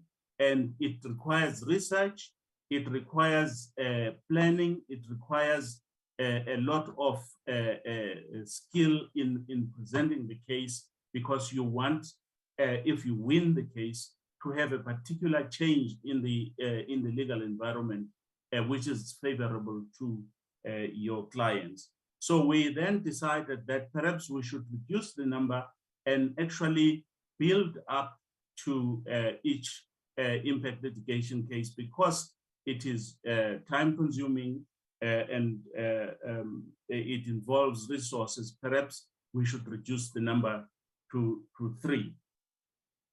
Then on the question about reviewing the Health Act regulations, yes, we are in the process of looking at them in the health focus area, and we hope to be making submissions within the window that has been provided. And then on the question of from Honorable Swart of vaccination, the Commission usually takes these cases on the basis of complaints, which is why Mr. Jones then invited people who would like the Commission to help to bring them to our attentions. Section 13 also provides that when we have or come across cases that require our attention, we can on our own initiate an investigation into that, which means therefore that we have really not come across cases where we can do an own initiative investigation. But if cases are brought to our attention, we definitely are going to deal with them. We're going to look at them and see how we can assist. And then with regard to the question of Section 184.3 reports, whether we have submitted any reports to Parliament, I must say that we haven't submitted any specific 184.3 reports to Parliament because on the one hand, the section doesn't really indicate that there is a requirement on our part to report to Parliament specifically on Section 184.3. However, we do put information in the State of Human Rights report that we issue every year, and that report does also go to Parliament. We were thinking a few weeks ago that maybe we should have a particular section in that report that actually deals with Section 184.3. And I must say that Section 184.3 is a very good section, but it is difficult to implement because, again, of the levels of responses that you get from the various provincial and national departments. Sometimes you get responses, but those responses are not up to what you are expecting. And sometimes you don't even get any responses. That has, and it remains a challenge for us in that regard. Then the issue of the equality courts, I think that we should bear in mind also that Section 7 of PEPUDA, Chapter 7, Section 32 of PEPUDA had created a mechanism in terms of which the Department of Justice would be, kept aware of how the whole act is operating. And unfortunately, since I came to the Commission, we have been asking the department to establish this committee again because it existed. I think that Professor Guto was one of the last members of that committee, but it has not been established. It has not been possible to establish, I do not know, but there has been a problem in establishing this.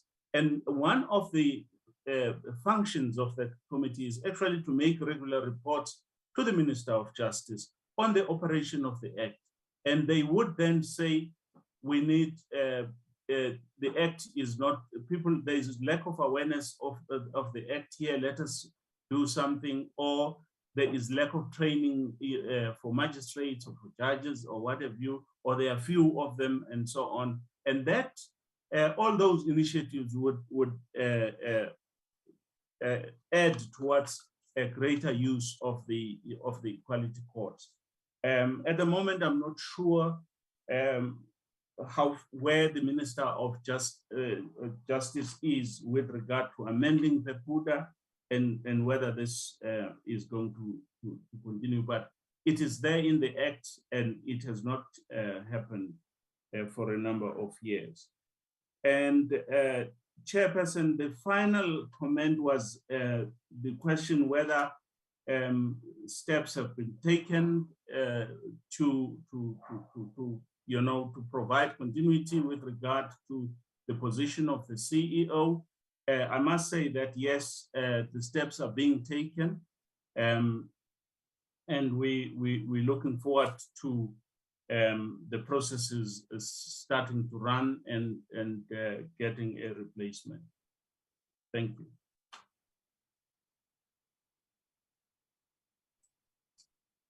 Chair, you left on the issue of whistleblowers. Can I speak to that? Oh yeah, I meant to call. I had marked, yes, if you could speak to whistleblowers. I had marked it, I'm sure I missed it, yes. Yes, please. Yes, Honorable Chair and members, we have spent almost 4 million rands around issues of whistleblowers. We've taken 2 cases to court. and then we approached Treasury to give us some money around issues of whistleblowers. We've had 2 summits this year on whistleblowers, including whistleblowers themselves, as well as a number of bodies, constitutional bodies, which are listed in the Protected Disclosures Act, to see how we can work together to address, the challenges many whistleblowers are facing in view of the impact and the role whistleblowers play in the fight against corruption and abuse of power.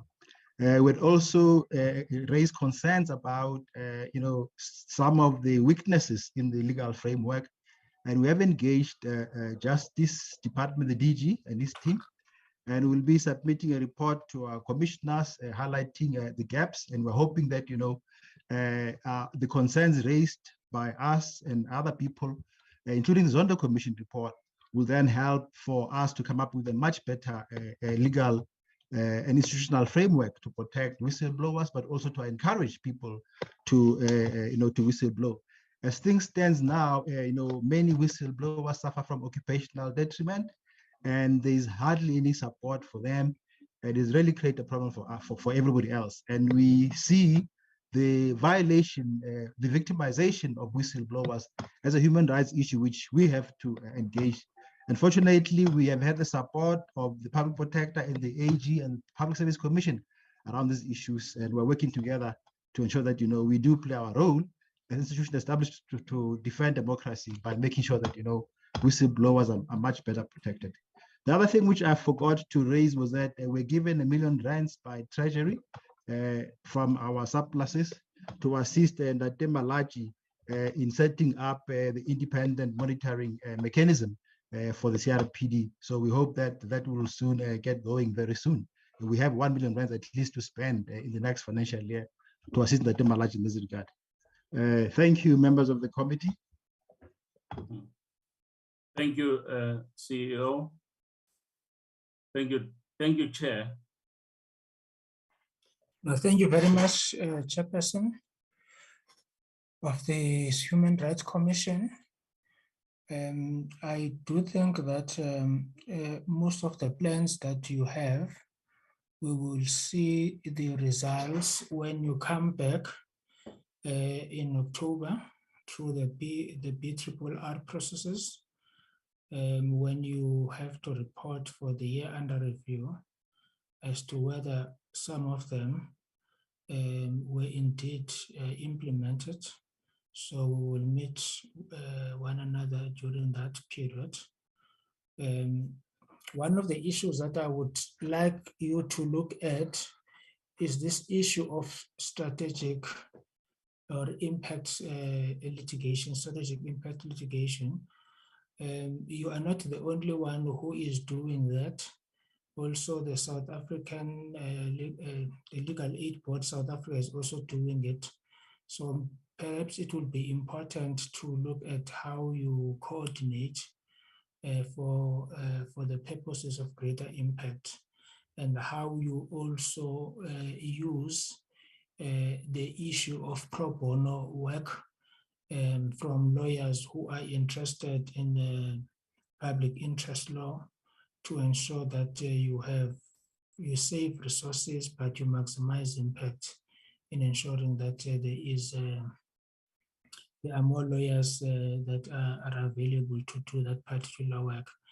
I'm aware that the Minister, together with Legal Practice Council, they are finalizing regulations with respect to community work for lawyers and candidate attorneys and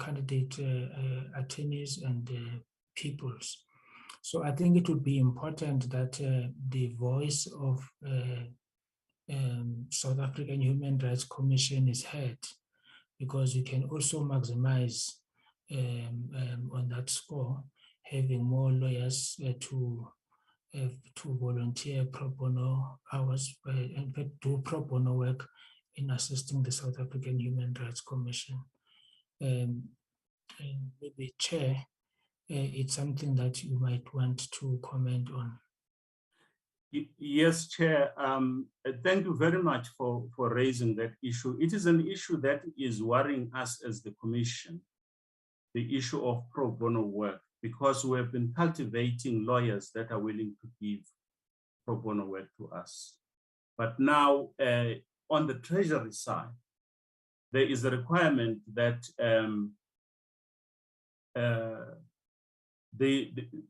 even for pro bono, we have to go through the normal supply chain process. And when you do that, you may lose people who do not have time for all that. They just want to render the assistance that you need, but they do not want to go through all the bureaucratic thing. And we are not sure, Commissioner Gam and I were discussing this not long ago. We were not sure, how do we ensure that things like those are exempted in a way by Treasury, even if it lays down certain conditions. And the beauty of getting pro bono assistance is that if you have a case now that needs legal support now, pro bono assistance becomes available now. When you go through the supply chain process, it can take you 4 months before you get the lawyer you want. By then the milk would have been spilled. And so it's very important for the Commission that we get assistance, on the side of Treasury to say, if it is pro bono and it happens within these parameters, it is fine. It doesn't have to go through the bureaucratic waterfall. We can take so many cases because there are in Johannesburg, in Cape Town, in other places, there are law firms that have got pro bono departments, and they're willing to make pro bono assistance available. Thank you. Well, thank you very much, Chair. I think it's something that needs to be looked at, and I'm sure that when the regulations come before us, we shall be having what you have raised in mind as to how we can be of assistance. But there is the regulations will come to Parliament, and we'll look at what you have raised. But also, I understand that you also do provide legal training for attorneys, for candidate attorneys. And we are talking not necessarily of a fusion, but we are talking about equality generally between the issues of attorneys and advocates. And maybe going forward, you should be looking at giving opportunities to the training of both legal attorneys and pupils, because quite a number of pupils, and because of the limitations that are imposed on members of the bar on the number of people that they can have at a particular time. So quite a number of pupils would want to be trained and who might have interest in public interest law are not getting opportunities. So it's something that you might need to look at going forward. Thank you, Chair. Thank you very much. Thank you to Chairperson of the Human Rights Commission, to commissioners, and to the Secretariat of the South African Human Rights Commission, and everybody on the virtual platform, and to everybody listening and watching at home. Thank you very much. The meeting is adjourned. Thank you, Chair. Thank you, members, and thank you to the staff of the Commission. Thank you. Thank you, Chair, and members of the committee. Thank you. Thank you. Thank you very much.